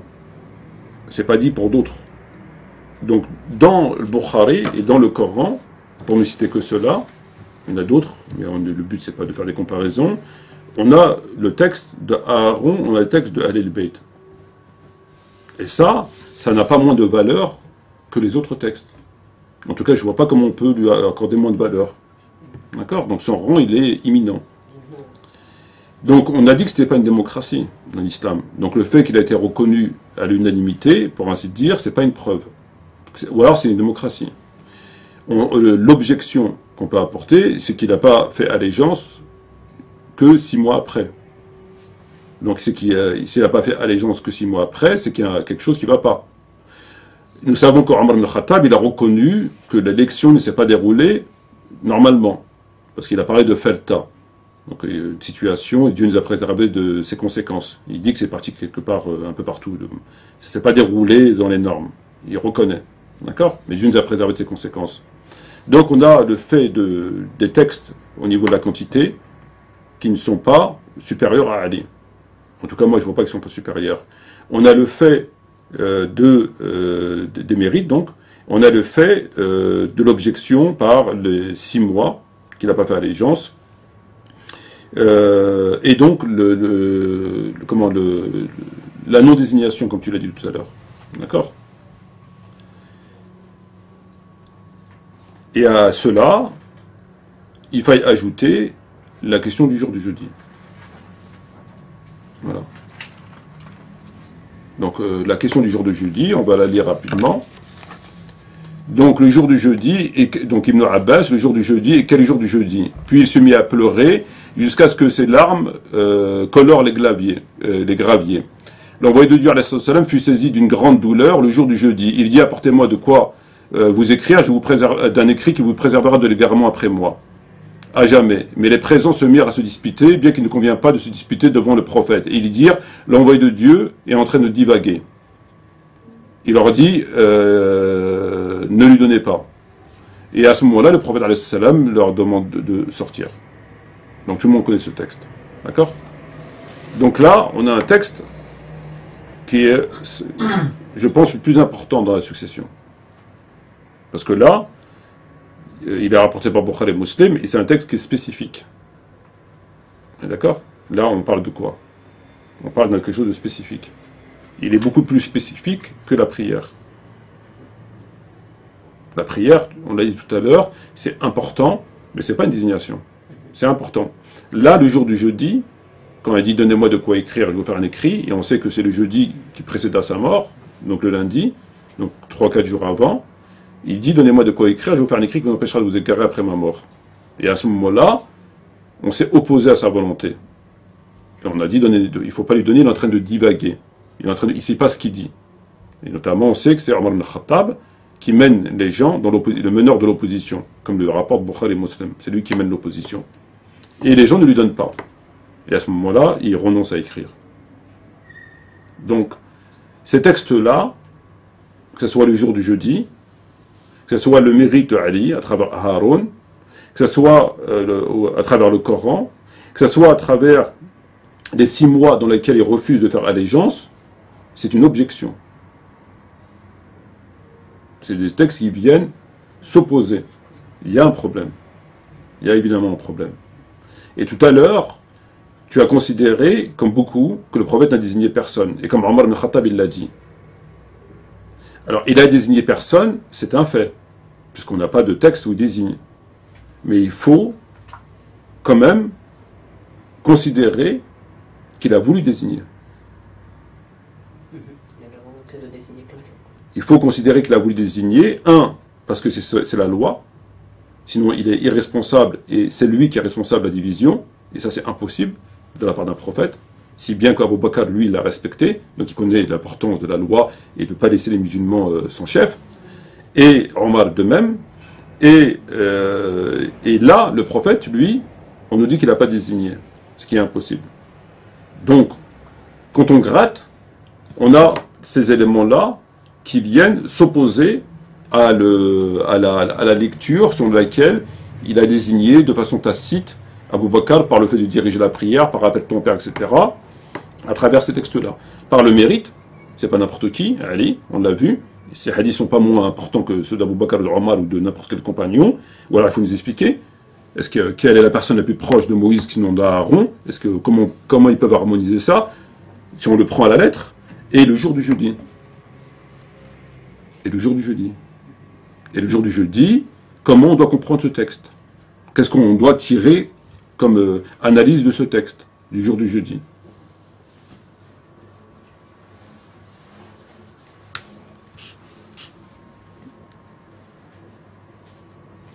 Si on comprend comment dire le texte du jour du jeudi, on comprend que le prophète en effet n'a pas pu désigner quelqu'un, que Omar Khattab s'est bien opposé en disant le Coran nous suffit, et que derrière cela, laissant... Moi la question que je me pose c'est est-ce que réellement en fait le prophète, n'a pas désigné quelqu'un? C'est-à-dire que une situation comme le jour du jeudi qui serait son testament, est-ce qu'il n'y aurait pas eu d'autres situations qui auraient permis à ce que il désigne quelqu'un? Puisque s'il ne désigne personne... Dans les livres, il n'y en a pas. Donc on ne peut pas les inventer. D'accord. En tout cas, moi je ne les ai pas, je ne les connais pas. Donc s'il y a des gens qui les ont, tant mieux, mais moi je ne les ai pas.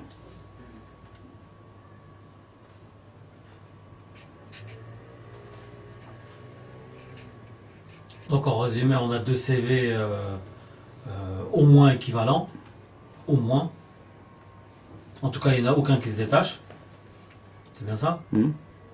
On n'a pas de désignation non plus flagrante. Enfin, en tout cas, décisive. Mais il a voulu le faire. Est-ce qu'il est possible qu'il n'a pas pensé à le faire? C'est impossible. Ouais.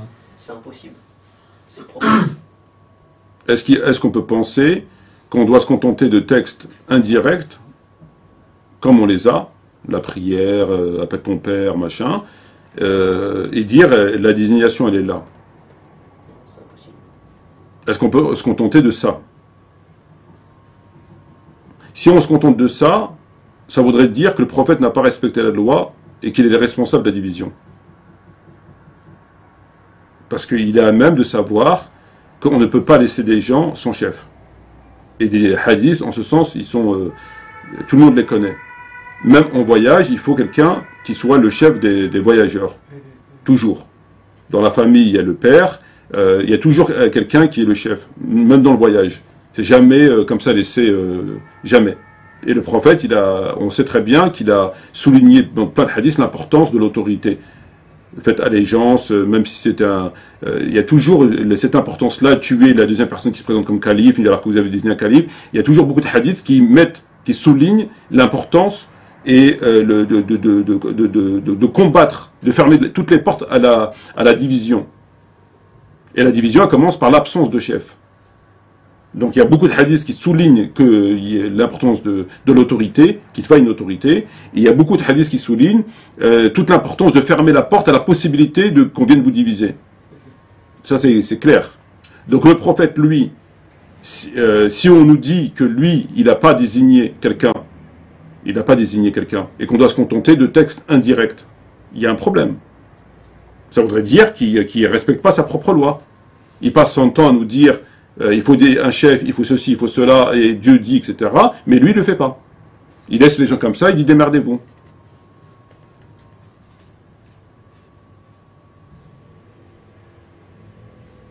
Donc, le texte qui se rapproche le plus de la désignation, c'est pas le texte de diriger la prière, mais c'est le texte du jeudi. Le texte de diriger la prière, c'est un texte très important, qui souligne le mérite, mais qui n'est pas plus proche que le jour du jeudi. Parce que le jour du jeudi, c'est forcément, et ça ne peut pas être autrement, que la désignation, la volonté de désigner quelqu'un. Donnez-moi de quoi écrire, je vais vous faire un écrit qui vous empêchera de vous égarer après ma mort.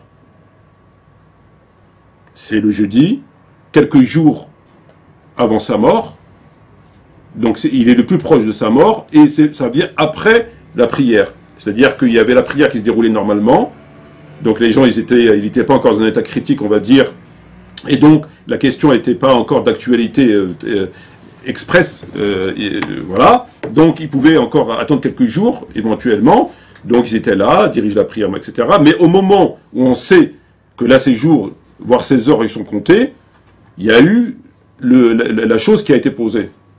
Et cette chose-là, c'est le jour du jeudi. Jeudi, vendredi, samedi, dimanche, lundi, il est mort. Ce texte-là, on ne peut pas le comprendre autrement qu'une volonté de tester. À moins qu'on nous explique. Quand il dit « donnez-moi de quoi écrire, je vais vous faire un écrit qui vous empêchera de vous égarer après ma mort », au moment où il va mourir, qu'est-ce que ça pourrait être d'autre qu'un testament?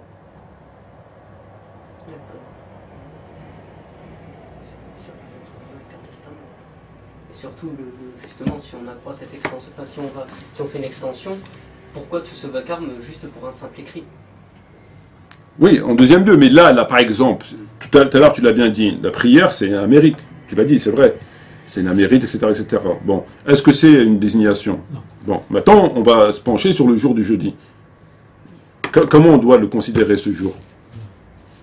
Ouais, c'est presque. Il y a très peu de... Il n'y a pas, derrière, il n'y a pas d'autres... On ne peut pas en arriver à une autre conclusion qui voulait tester. Mais quel serait le jour du jeudi? De quoi parlerait-il autre chose, par exemple? Admettons qu'on va essayer de travailler notre imagination. On va être pas forcément... on va essayer d'être de mauvaise foi, on va dire, voilà, d'être retors, voilà. Qu'est-ce qu'on pourrait considérer? Si on suit la parole des savants, ils nous disent que c'est soit ils voulaient faire de la calligraphie ou je sais quoi, ou du dessin ou autre. Donc ça serait quoi?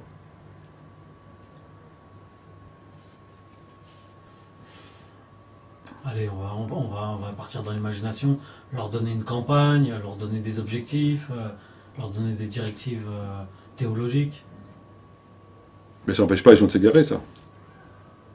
Donner des campagnes, faire voilà, tu vois.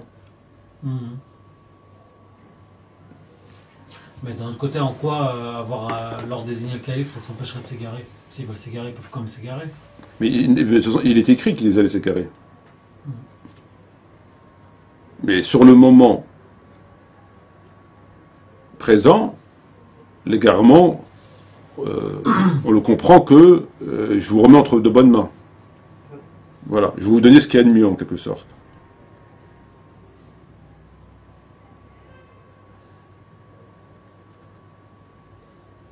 Donc le jour du jeudi, donnez-moi de quoi écrire, je vais vous faire un écrit qui vous empêchera de vous égarer après ma mort.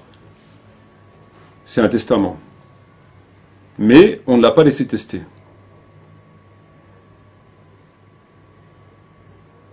On s'est opposé. Il a voulu tester, mais on ne l'a pas laissé faire. Et ce fait historique est le fait le plus important et le plus explicite, à mon sens, dans l'histoire de la succession du prophète, Il n'y a pas plus explicite. Ni les mérites, ni les autres textes, c'est le texte le plus explicite. Tu vois? C'est ce que je pense. Ouais, Abdelrahman. Moi, j'ai rien à dire. J'ai juste un commentaire. D'accord.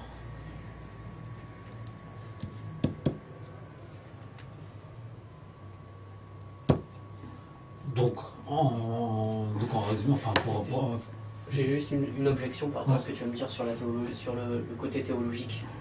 Juste un truc. C'est que Allah il a dit dans le Coran, j'ai parachevé ma religion, j'ai parachevé votre religion et j'ai agréé l'islam pour vous. Donc comment se fait-il que le prophète, mourant, souffrant à quelques heures de sa mort, il donnerait en fait un élément théologique en plus sur la religion alors qu'Allah il a dit cette chose-là? C'est pas un élément théologique en plus. Ça n'a rien d'élément théologique. Tu peux prendre la chose à l'inverse où Allah il impose d'avoir un chef. Donc comment ça se fait que le prophète n'a pas laissé de chef?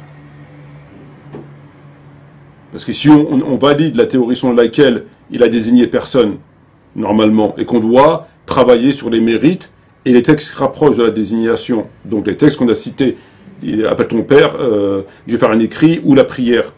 Et nous on valide cette théorie. C'est ça la théorie, il n'y a pas autre chose, etc. Dans ces cas-là, il faut nous expliquer comment se fait-il que le prophète se met en contradiction avec la loi. Puisque là, il est irresponsable, alors dans ces cas-là. Ça veut dire qu'il sait les dégâts de laisser les gens comme ça dans la nature, mais il les laisse, démerdez-vous, quoi. Il ne s'intéresse pas à ça. Alors que lui-même, il le dit dans les hadiths. Que celui qui ne connaît pas son truc meurt en truc, etc., etc., tous les hadiths que l'on connaît, et le Coran le dit, etc., etc., et ses successeurs l'ont fait, ça tout le monde le sait, ça fait partie de la loi. Donc le prophète, lui, sait très bien le danger qui guette les musulmans. Il le sait. Donc on ne peut pas considérer qu'il laisse les choses comme ça, c'est pas son problème. On ne peut pas considérer ça comme ça. Donc maintenant, si on analyse les faits historiques, directs et indirects, en rapport à la succession, on a l'histoire des mérites. Donc on peut voir les mérites de quelqu'un qui, toi t'es mieux, lui il est mieux. Donc quand on voit les mérites, on parlerait des mérites que l'on connaît d'Abou Bakr avec les mérites d'un autre compagnon et qui sont sans aucune commune mesure. On se dit, bon, ils n'ont pas le même CV. Mais quand on prend les mérites d'Abou Bakr et qu'eux ils se saisissent des mérites d'Abou Bakr, pour eux, ils les prennent, ils les mettent en avant. Ils disent, voilà les mérites. D'accord? Donc ils les mettent en avant. Ben, de l'autre côté, tu en as autant, pareil. Donc pourquoi ils ne les prennent pas? Quand il dit, tu es pour moi ce que Aaron était pour Moïse. Sauf qu'il n'y aura pas de prophète après moi. Aaron, c'est la personne la plus proche de Moïse. Donc pourquoi on ne les prend pas? Ces hadiths, pourquoi ils ne comptent pas? Purifier totalement, il a dit que pour Al Bayt. Il n'a pas dit pour d'autres compagnons. Je veux purifier totalement. Purifier totalement, c'est quand même pas rien. Donc quelqu'un qui purifie totalement, en théorie, il est mieux que celui qui n'est pas purifié totalement. En théorie. En théorie, ben, je sais pas. Dieu veut te purifier totalement et une autre personne, non. Pas forcément. Ben, forcément, il y a quand même, c'est pas rien. Donc les mérites, ils sont là, des deux côtés. D'Abou Bakr, ils sont là, et de Omar et de Ali, ils sont là, il n'y a pas de problème. La désignation claire, elle est ni d'un côté ni de l'autre. L'absence de désignation, en disant qu'il a désigné personne, ça pose problème. Ça veut dire que le prophète ne fait pas son travail. Il ne respecte même pas sa propre loi. Il laisse les gens comme ça, c'est pas possible. Et donc, quand on continue à gratter, on tombe sur le jour du jeudi. Et le jour du jeudi, c'est le texte le plus explicite, le plus clair que la prière dans la désignation. Là, c'est plus clair que la prière. La prière, c'est tu diriges la prière. Je t'ai pas désigné, tu diriges la prière. Là, je vais désigner quelqu'un. Donnez-moi de quoi écrire, je vais vous faire un testament. Je vais vous faire un écrit qui vous empêchera de vous égarer après ma mort. Donc là, on est dans... Et en plus, c'est le jeudi. C'est pas 6 mois avant, c'est pas 10 ans avant. C'est le jeudi.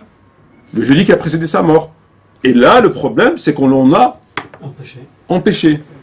On ne l'a pas laissé faire son écrit. Et que la plupart des savants voient quelque chose de positif de l'avoir empêché. Ils te disent c'est bien, il a bien fait de l'empêcher, c'est mieux, on ne sait jamais. Bref, bon, il n'y a pas de critique, on va dire. Il n'y a pas de savants qui vont critiquer ça. Ils vont dire oui, normalement il aurait dit écoutez, mais ceci, mais cela, mais bon. Et là, c'est le texte le plus explicite. J'avais une question justement par rapport à ce jour du jeudi. Est-ce que le jour du jeudi, justement, est-ce qu'il y a un élément qui nous démontre que, en effet, il voulait désigner Abou Bakr? Ou bien... Jeudi? Ouais, le jour du jeudi. Ben non. Ni Ali. ni Ali. Ben non. Il n'y a pas d'élément qui viennent de dire qu'il faut venir à Abu Bakr, ni Ali. Jusqu'à preuve du contraire. Donc il a voulu désigner quelqu'un, mais on n'a pas plus de connaissances à ce niveau-là. Oui, mais le problème, on a un élément qui vient nous dire qu'il y a quelque chose qui tombe pas rond. Tout à fait. Pourquoi Omar s'interpose? C'est ça. Donc on n'a pas d'élément ni d'un côté ni de l'autre. Il aurait pu désigner Abu Bakr, Ali ou je ne sais pas qui, d'accord. Mais pourquoi on s'interpose? Pourquoi on dit non, il ne faut pas lui donner? Et il a dit, il ne faut pas lui donner en raison de quoi? Délire. Il délire. Il délire. D'accord. Alors, et le problème, c'est que moi, quand je prends mon Muwatta qui est là,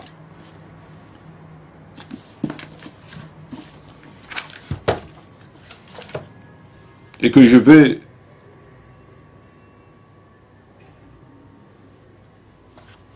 alors un adolescent de la tribu des Kassan agonisait. Un adolescent de telle tribu agonisait. D'accord? Tandis qu'il n'avait qu'un seul héritier qui résidait en Syrie. Donc un adolescent de telle tribu qui agonisait, qui n'avait qu'un héritier qui habitait en Syrie. Alors on a mis Omar ibn Khattab au courant en lui disant « L'adolescent un tel agonise. Peut-il tester ?» Il dit qu'il teste.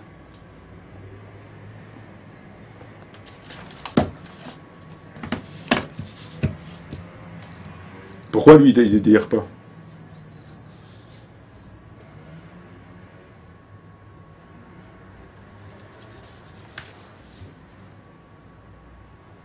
En effet.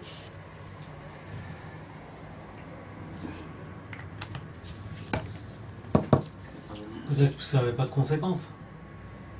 Il y a beaucoup de peut-être dans ta théorie. Hein.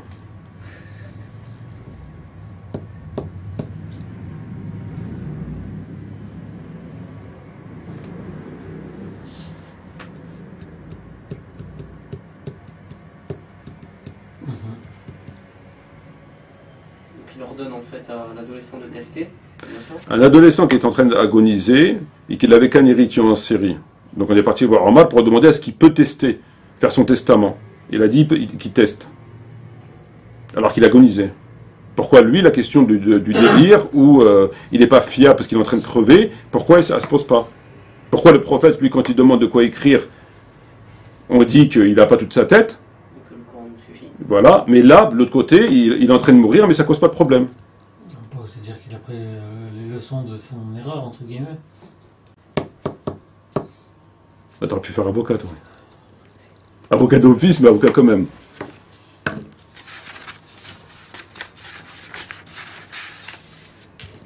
Voilà. Donc la conclusion, c'est qu'on a des mérites des deux côtés. Les deux côtés.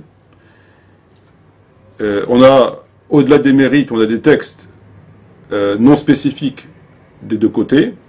Et ensuite, on a des textes qui se rapprochent de la désignation,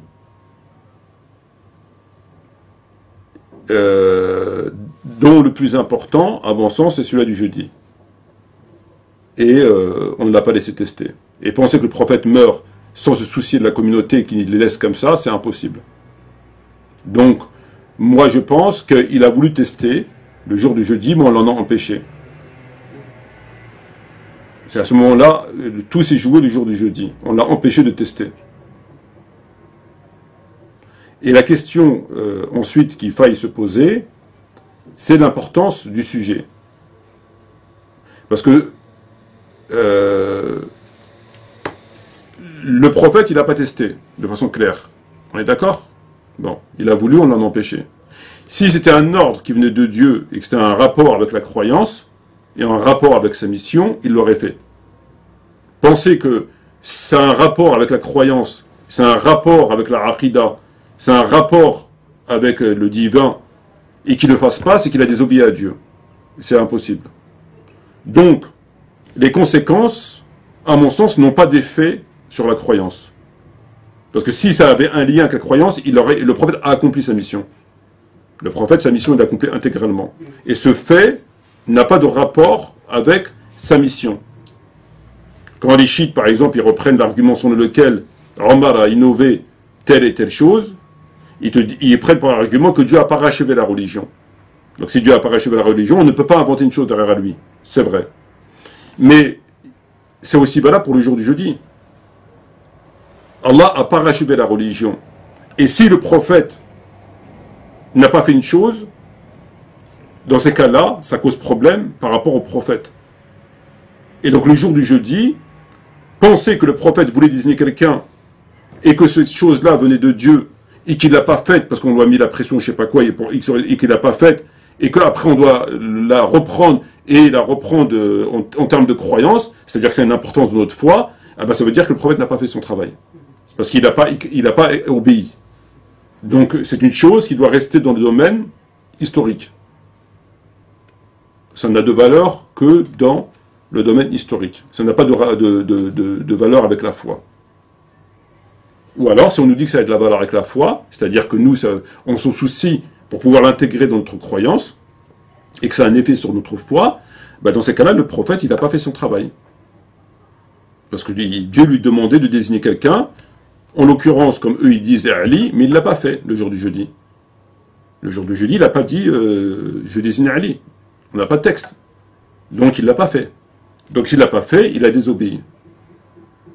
Et s'il a désobéi, ça cause un gros problème. Donc tout ça, en fait, la conclusion de ce qu'on vient de dire, c'est qu'il y a des problèmes, il y a beaucoup de problèmes, il y a des choses bizarres qui sont déroulées, il y a beaucoup de choses. Leur théorie, elle est bancale, selon laquelle, machin, etc., tout ça c'est bancal, etc. Mais la conclusion de tout ça, c'est que ça doit s'arrêter là. C'est que ça doit s'arrêter là. Et que ça n'a pas de rapport avec la foi. Et d'ailleurs, pour le jour du jeudi, Omar il l'a dit, nous avons détesté cela au plus haut point. Donc lui-même, il a reconnu... Il a dit dans Tabaqat ibn Sa'ad, nous avons détesté cela au plus haut point. Donc apparemment, il n'a pas du tout apprécié. Mais si c'était divin, est-ce que tu penses que le prophète serait rétracté? Non, il ne serait pas rétracté. Et si c'est divin, tu penses qu'il donc il n'a pas accompli sa mission? Ouais. Il a des... En tout cas, il n'a pas accompli, il a pas accompli l'intégralité de sa mission. On est d'accord? Et c'est possible? Non. Voilà. La différence entre une approche raisonnable et fondée, qui est la mienne par exemple, c'est de ne pas nier l'évidence, contrairement à ce que beaucoup font, d'accord, en disant oui, il est malade, c'est normal, enfin tout ça, tout ce qu'on peut entendre, mais de s'arrêter là dans la mesure où c'est pas dans la foi, c'est pas dans la aqida, c'est pas dans l'iman. Et si on lui dit non, c'est dans l'iman, dans ces cas-là, il faut dire pourquoi le prophète ne l'a pas respecté. Pourquoi le prophète n'a pas accompli sa mission. Parce qu'il n'a pas insisté. Et crois-moi que si ça venait de Dieu, que ça avait un rapport avec notre foi pour les siècles à venir, personne n'aurait pu empêcher le prophète. Il a accompli sa mission pendant 23 années, en combattant tous ses ennemis, en souffrant de toutes les souffrances, etc. Et chez lui, dans son lit de mort, il lui reste une chose à accomplir de sa mission prophétique d'un ordre divin, de désigner Ali, mais il ne le fait pas. Dès qu'on lui dit non, il ne faut pas lui donner, il arrête. Ça, c'est impossible. D'accord, donc il faille s'arrêter à ce niveau-là. Au niveau, en tout cas, de... juste que c'est... Ou alors, il faut qu'on nous explique.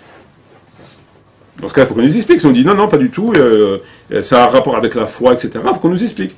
La question qu'il faut leur poser après, c'est dans ces cas-là, le prophète n'a pas fait son devoir. Si c'est un rapport avec la foi, tout ce qui était en rapport avec la foi, il l'a fait le prophète. Tout ce qui était de l'enseignement de la foi, il l'a fait. Aujourd'hui, j'ai parlé de votre religion, tout ce qui est de la foi, il l'a fait. Donc si on nous dit ça, c'est un rapport avec la foi et que c'est valable jusqu'à la fin des temps, comme la prière ou le ramadan ou des choses comme ça, dans ces cas-là, il faut leur demander et leur dire, dans ce cas-là, le prophète n'a pas fait son travail. Et c'est d'ici, il a testé, qu'ils nous disent où, au niveau du jeudi. D'accord? Parce qu'il faut que ça reste dans le jeudi, il ne faut pas qu'on travaille un autre texte ailleurs, etc. Il faut que ça reste dans le jeudi. Mais quand il dit donnez-moi de quoi écrire, et que ça vient de Dieu, d'Allah Azzawajal, ça vient d'Allah, c'est un ordre de Dieu, ça fait partie de l'iman, ça fait partie de la foi, de la aqida, personne ne peut l'empêcher. Il l'a montré. Hein? Il l'a montré déjà. Il l'a déjà montré, le prophète. C'est pas un faible. Et pourquoi il n'insiste pas? Pourquoi il n'a pas insisté?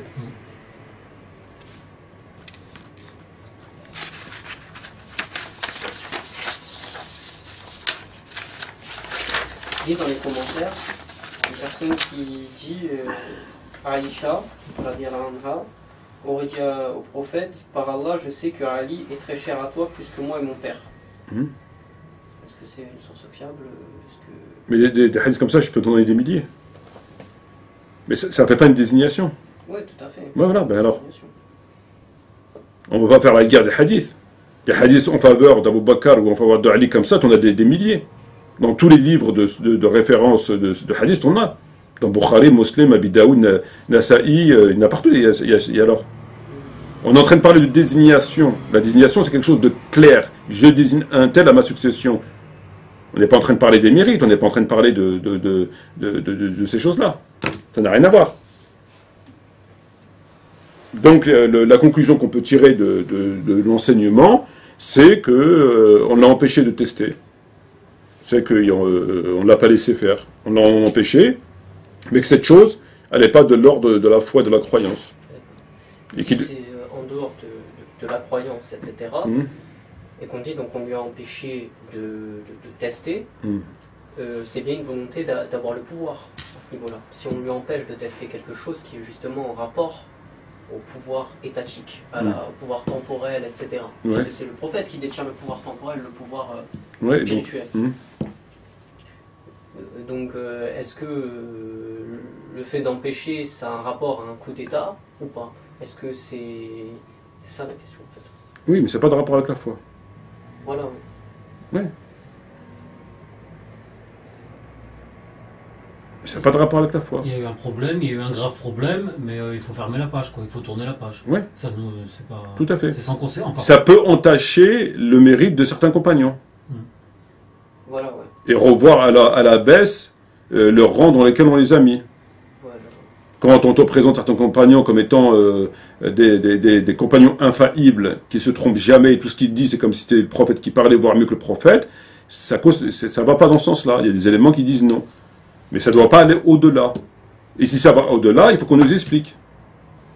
Pourquoi, si c'est un rapport avec la foi, pourquoi le prophète n'a pas fait son travail? Est-ce que le simple fait de lui refuser un écrit, il ne fait pas son travail? Parce que c'est un rapport avec la foi, on nous dit. Donc pourquoi il ne le fait pas? Pourquoi il ne l'a pas fait? C'est impossible en fait qu'il y ait un rapport à la foi là. C'est ça? C'est impossible, oui. Donc pour nous, on doit tourner la page. Ouais, je vois. Ça n'a pas de rapport avec la foi. Aujourd'hui, c'est ce qui est présent et c'est ce qu'on doit faire. Ça n'a pas de rapport avec la foi. C'est comme si tu me parlais je sais pas moi, d'une chose qui était propre à leur époque et qui est pour eux, qui n'a pas de rapport avec... La foi, c'est quoi?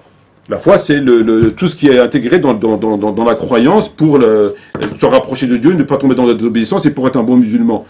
Voilà, donc tout ce que tu dois faire en ce sens, etc. Ça ne rentre pas dedans. Donc savoir exactement qui était désigné ou pas, ça ne change rien dans ta, ça change absolument, pratique. Ça change absolument rien. Ça change par rapport au mérite, oui, sans aucun doute, obligatoirement. Parce que, évidemment, t'entends juste le fait d'empêcher le prophète de quoi écrire, c'est choquant, quand même. C'est quand même pas rien. Tout le monde connaît les versets, n'élevez pas votre voix au-dessus du prophète, etc., etc. Donc, bien sûr que c'est choquant. Pourquoi qu'on ne l'a pas laissé tester? Pourquoi qu'on ne l'a pas laissé écrire? C'est qu'il y a un problème. Donc, bien sûr, ça a eu des conséquences après. Je veux dire, la bataille du chameau, la bataille de Siffin, les Tarawih, et autre chose. Donc ça a eu des conséquences, bien sûr. Quasiment pas à l'époque d'Abou Bakr, mais ça a eu des conséquences. Qu'on n'aurait peut-être pas vues autrement, mais bon, avec des si, on peut faire beaucoup de choses. Ça a eu des conséquences, bien sûr. Mais est-ce que ça a une incidence par rapport à la foi? Est-ce que ça a une incidence par rapport à nous? Que tu valides Ali ou tu valides Omar, ça va changer quoi pour toi? Ça change quoi dans ta façon de prier, de tout ça, ça change quoi? Les livres bourrés de falsifications ont plus d'incidence dans ta foi que cette histoire. Quand tu prends des livres de Bukhari où il y a des textes qui causent problème ou autre, ça c'est un problème. Parce que ça va t'inciter à faire des choses qui sont peut-être fausses. Donc là, ça cause problème. Beaucoup plus.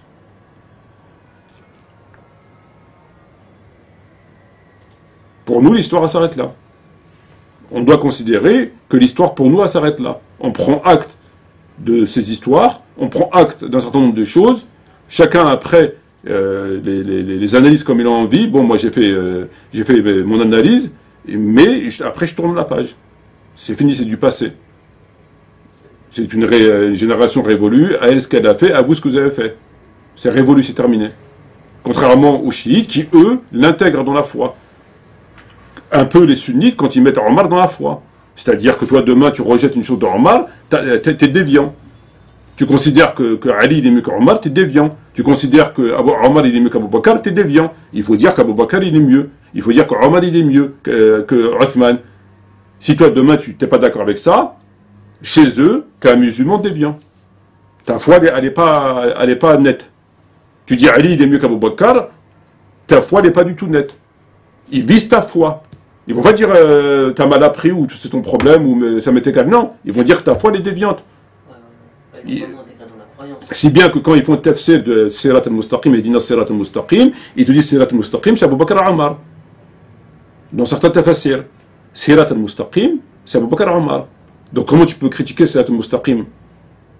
Donc ça existe, ça. Ça existe. T'as pas le droit. C'est haram, c'est interdit. T'es déviant.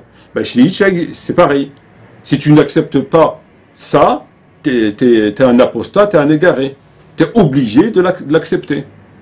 Obligé. Sinon, t'es un mauvais musulman. T'es un ennemi de l'islam. T'es un kafir. Parce que tu l'acceptes pas. Si tu n'acceptes pas la Wouliya d'Ali, t'es un kafir. T'es un mécréant. Donc c'est des deux côtés. Ça a été intégré dans la foi. Ils les ont intégrés dans la foi. Ça fait partie de l'attestation de foi, comme tu dis, la shahada avec Mohammed a.s. C'est la foi, il n'y a de Dieu que Dieu, il n'y a que Dieu. Et le prophète Mohammed et son envoyé. D'accord? C'est la foi. On est d'accord? Ben, il faut intégrer aussi ça. Ils ne le disent pas ouvertement, mais quand tu prends les livres, dans les chapitres de la croyance, ils te disent, voilà, nous attestons qu'Abou Bakr est le meilleur, après lui Omar, etc., etc. Ça fait partie du truc. Si toi, demain, tu le dis, t'as un problème. Moi, ma position, c'est que ça n'a rien à voir avec la foi. Chacun choisit celui qu'il a envie de choisir. Et tu ne choisis même pas. D'ailleurs, les livres d'histoire sur les compagnons, écrire la biographie de Omar ou d'Abou Bakr, et raconter l'histoire, qu'est-ce que ça a à voir avec la foi? Qui a décidé d'écrire ces livres-là? C'est ni le Coran ni le prophète. Écrire la sira d'Abou Bakr, d'où ça vient? Qui a demandé ça? On aurait pu s'en passer. On peut s'en passer. Comme on peut s'en passer d'autres compagnons. En quoi ça a un effet? En quoi? D'où vient l'ordre? Qui a donné cette injonction, ce truc? Comme quoi tu dois écrire la vie, tu dois connaître comment à quel âge il est né, à quel âge il est mort, et qu'est-ce qu'il a fait, qu'est-ce qu'il n'a pas fait, comment il était, qu'est-ce qu'il aimait, qu'est-ce qu'il n'aimait pas. Qui a dit ça? Qui? Ça vient pas de... Ça vient ni d'Allah ni de son prophète. Voilà, c'est eux qui ont décidé. C'est eux qui ont décidé d'écrire la vie, les biographies, de dire voilà ceci, cela, ils l'ont intégré. Mais l'idée en soi n'a aucun rapport avec le prophète et avec le Coran et le prophète. Ça vient pas d'eux. Ça vient pas du prophète qui a dit écrivez la biographie de mes compagnons, c'est important sans quoi les gens ils vont s'égarer, etc. Et ça vient pas d'eux. C'est venu par des gens après, c'est tout. Tout ça, ça vient après.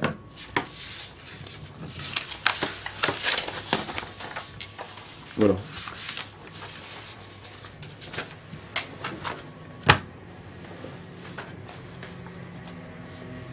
Juste te poser une petite question, enfin c'est pas une question, mais juste un petit commentaire.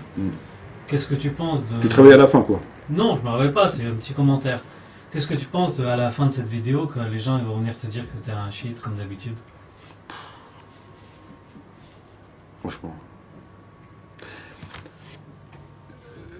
Quel homme raisonnable va croire un seul instant que cela n'est pas fait dans le but de nuire?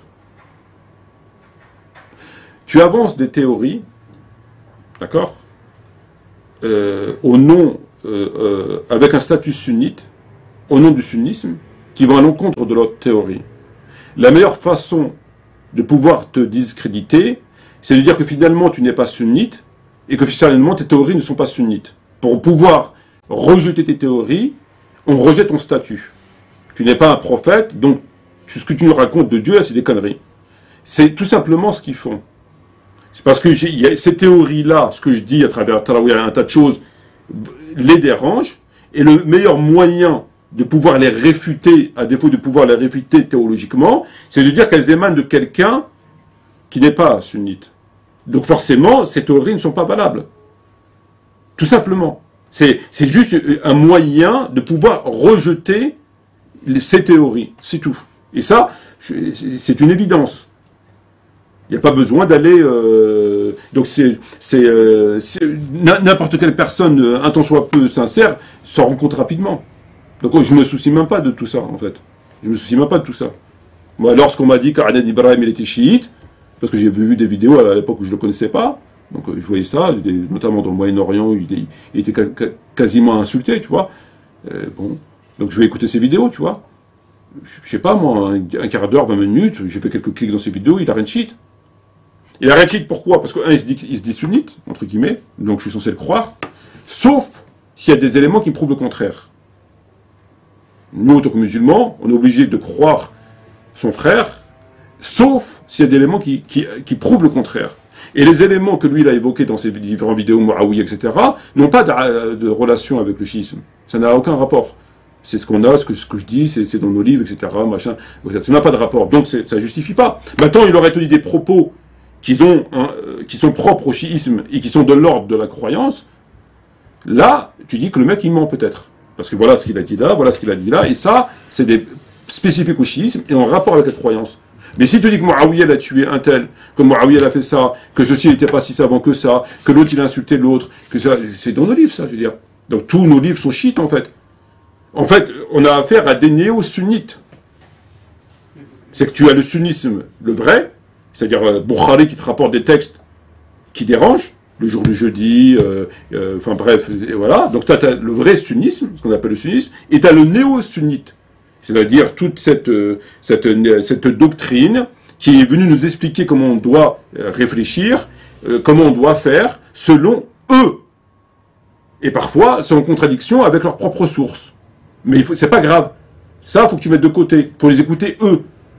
C'est comme le musulman, finalement, qui va te dire, écoute, voilà, moi je suis un très bon musulman, je suis un modèle, je suis un bon musulman. Toi, tu n'es pas musulman, tu viens de rentrer en islam il y a 3 jours. Donc, pour éviter que tu t'égares, il faut que tu me suives.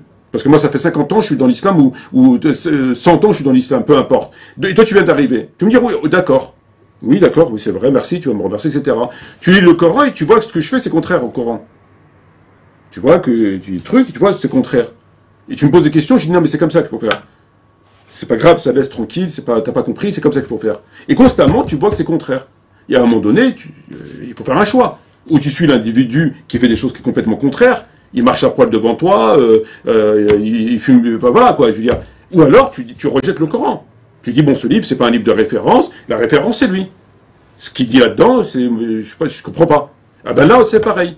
T'as des textes qui sont comme ça, qui t'indiquent clairement n'importe quel cerveau impartial, ben, il peut les juger comme ils sont, comme on a déjà parlé 1000 fois, eux, ils te disent non, non.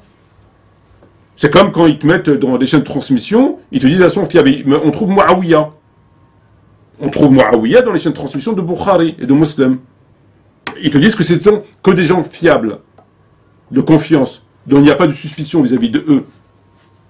Moi, je veux bien. Moi, je veux bien. Il n'y a pas de problème. Mais moi, je prends des livres. Je prends Ibn Kathir, je prends Asad al-Rabat, je prends ceci, je prends cela. Et on me dit que Muawiyah, il a tué un tel, il a tué un tel, il a tué un tel. Ben, faut m'expliquer quand même. C'est où tous ces livres disent des conneries, et il faut quelque part mettre en garde contre ces... Et ces savants, parce que c'est les savants qui le rapportent quand même. C'est des historiens. Donc c'est grave, c'est eux les responsables qui te rapportent ces textes. Donc il faut dire, voilà, ces livres, il faut faire attention, il y a plein de conneries dedans, et ces savants, c'est des irresponsables. Ou alors, dire qu'il y a un problème de l'autre côté. Mais tu ne peux pas harmoniser les deux. Eux, ils harmonisent les deux. Ils te disent, ça c'est des livres, c'est des références, et ils te disent, de l'autre côté, c'est bon. Ça ne colle pas ensemble. Tu ne peux pas harmoniser les deux. Quand Ibn Kathir, il te rapporte dans ce livre, Bidaya wa Nihaya, que Muawiyah, il a fait tuer Abdurrahman ibn Khalid ibn Walid, il le dit dans son livre, Bidaya wa Nihaya, il te dit, il l'a fait empoisonner. Donc il le reconnaît. Concernant Hassan, alayhi salam, il te narre l'histoire, il dit, mais c'est pas établi. Pour lui, c'est son avis. Pour d'autres, c'est établi. Ils te disent, il l'a tué, c'est clair. Bon, lui, il te dit, c'est pas établi, c'est son choix. Il a le droit. Donc, c'est pas établi, c'est bon. Mais quand il te dit, c'est établi, concernant Abdurrahman, il te dit, oui, il l'a tué. Et à côté, tu dis, Muawiyah, radiallahu anhu. Il y a un problème. Comment tu peux dire, radiallahu anhu, sur quelqu'un qui a empoisonné un musulman? De surcroît, quand Allah te dit, celui qui tue un musulman dehors de la loi, et là, c'est pas un meurtre, c'est un assassinat parce qu'il l'a empoisonné, il l'a fait empoisonner. Tu veux pas me dire que c'est cohérent. Tu peux pas dire radiallahu anhu sur quelqu'un qui tue des musulmans. Il faut choisir. Ou tu dis radiallahu anhu sur lui parce qu'il est bien, ou tu dis pas parce qu'il est pas bien. Mais tu peux pas me dire il a tué, il a fait ceci, il a fait cela, et à la fin tu dis radiallahu anhu. Donc tous ces gens qui disent radiallahu anhu, moi je leur mets les textes sous les yeux, qui disent qu'ils sont faux. Qui me disent, non, ce texte il est faux, ce texte il est faux, ça c'est faux. Oui, ils sont faux, alors donne-moi la preuve. Je veux bien que tu me dises, tes textes sont faux, il n'y a pas de problème. Mais comment tu sais qu'il est faux? Tu connais mieux que Ibn Kathir, tu connais mieux que tel livre. Tu étais là, toi? Est-ce que tu étais là à l'époque? Tu n'étais pas là. Tu es un simple musulman parmi les autres musulmans. Donc tu n'as pas la capacité de pouvoir juger si c'est vrai ou faux. Donc dans la mesure où il dit c'est vrai, nous on accepte l'information que c'est vrai, et comme c'est pas un savant chiite qui est pas connu pour son schisme comme Ibn Kathir, on l'accepte, surtout quand c'est répété dans beaucoup de livres en ce sens. Donc maintenant, je te pose la question qui est simple, comment tu peux me dire nous? Explique-moi.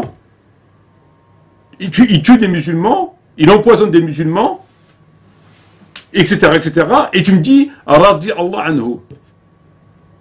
Et il est dans les chaînes de transmission. Quelqu'un qui tue des musulmans, il est de chaîne de transmission authentique. Il y a un problème. Pour moi, il y a un problème, mais pour eux, il n'y a pas de problème. Ils peuvent harmoniser les deux. Qui nous donne la recette. Moi, je demande que ça. Donne-moi la recette, comment tu peux harmoniser l'un et l'autre. Si tu me la donnes, il n'y a pas de problème, moi, pour moi, le débat, il est clos. Il est clos, le débat. J'ai plus rien à ajouter. C'est bon, tu m'as expliqué. Et c'est contraire au Coran. Parce que Dieu te dit de ne pas prendre le témoignage de quelqu'un qui commet ne serait-ce que la fornication, ou qui fait un faux témoignage. Calomnie, par exemple. On va prendre la calomnie sur Aïcha. D'accord? Dieu demande de ne plus prendre leur témoignage. On est d'accord? Donc pourquoi tu prends le témoignage de quelqu'un qui tue des musulmans?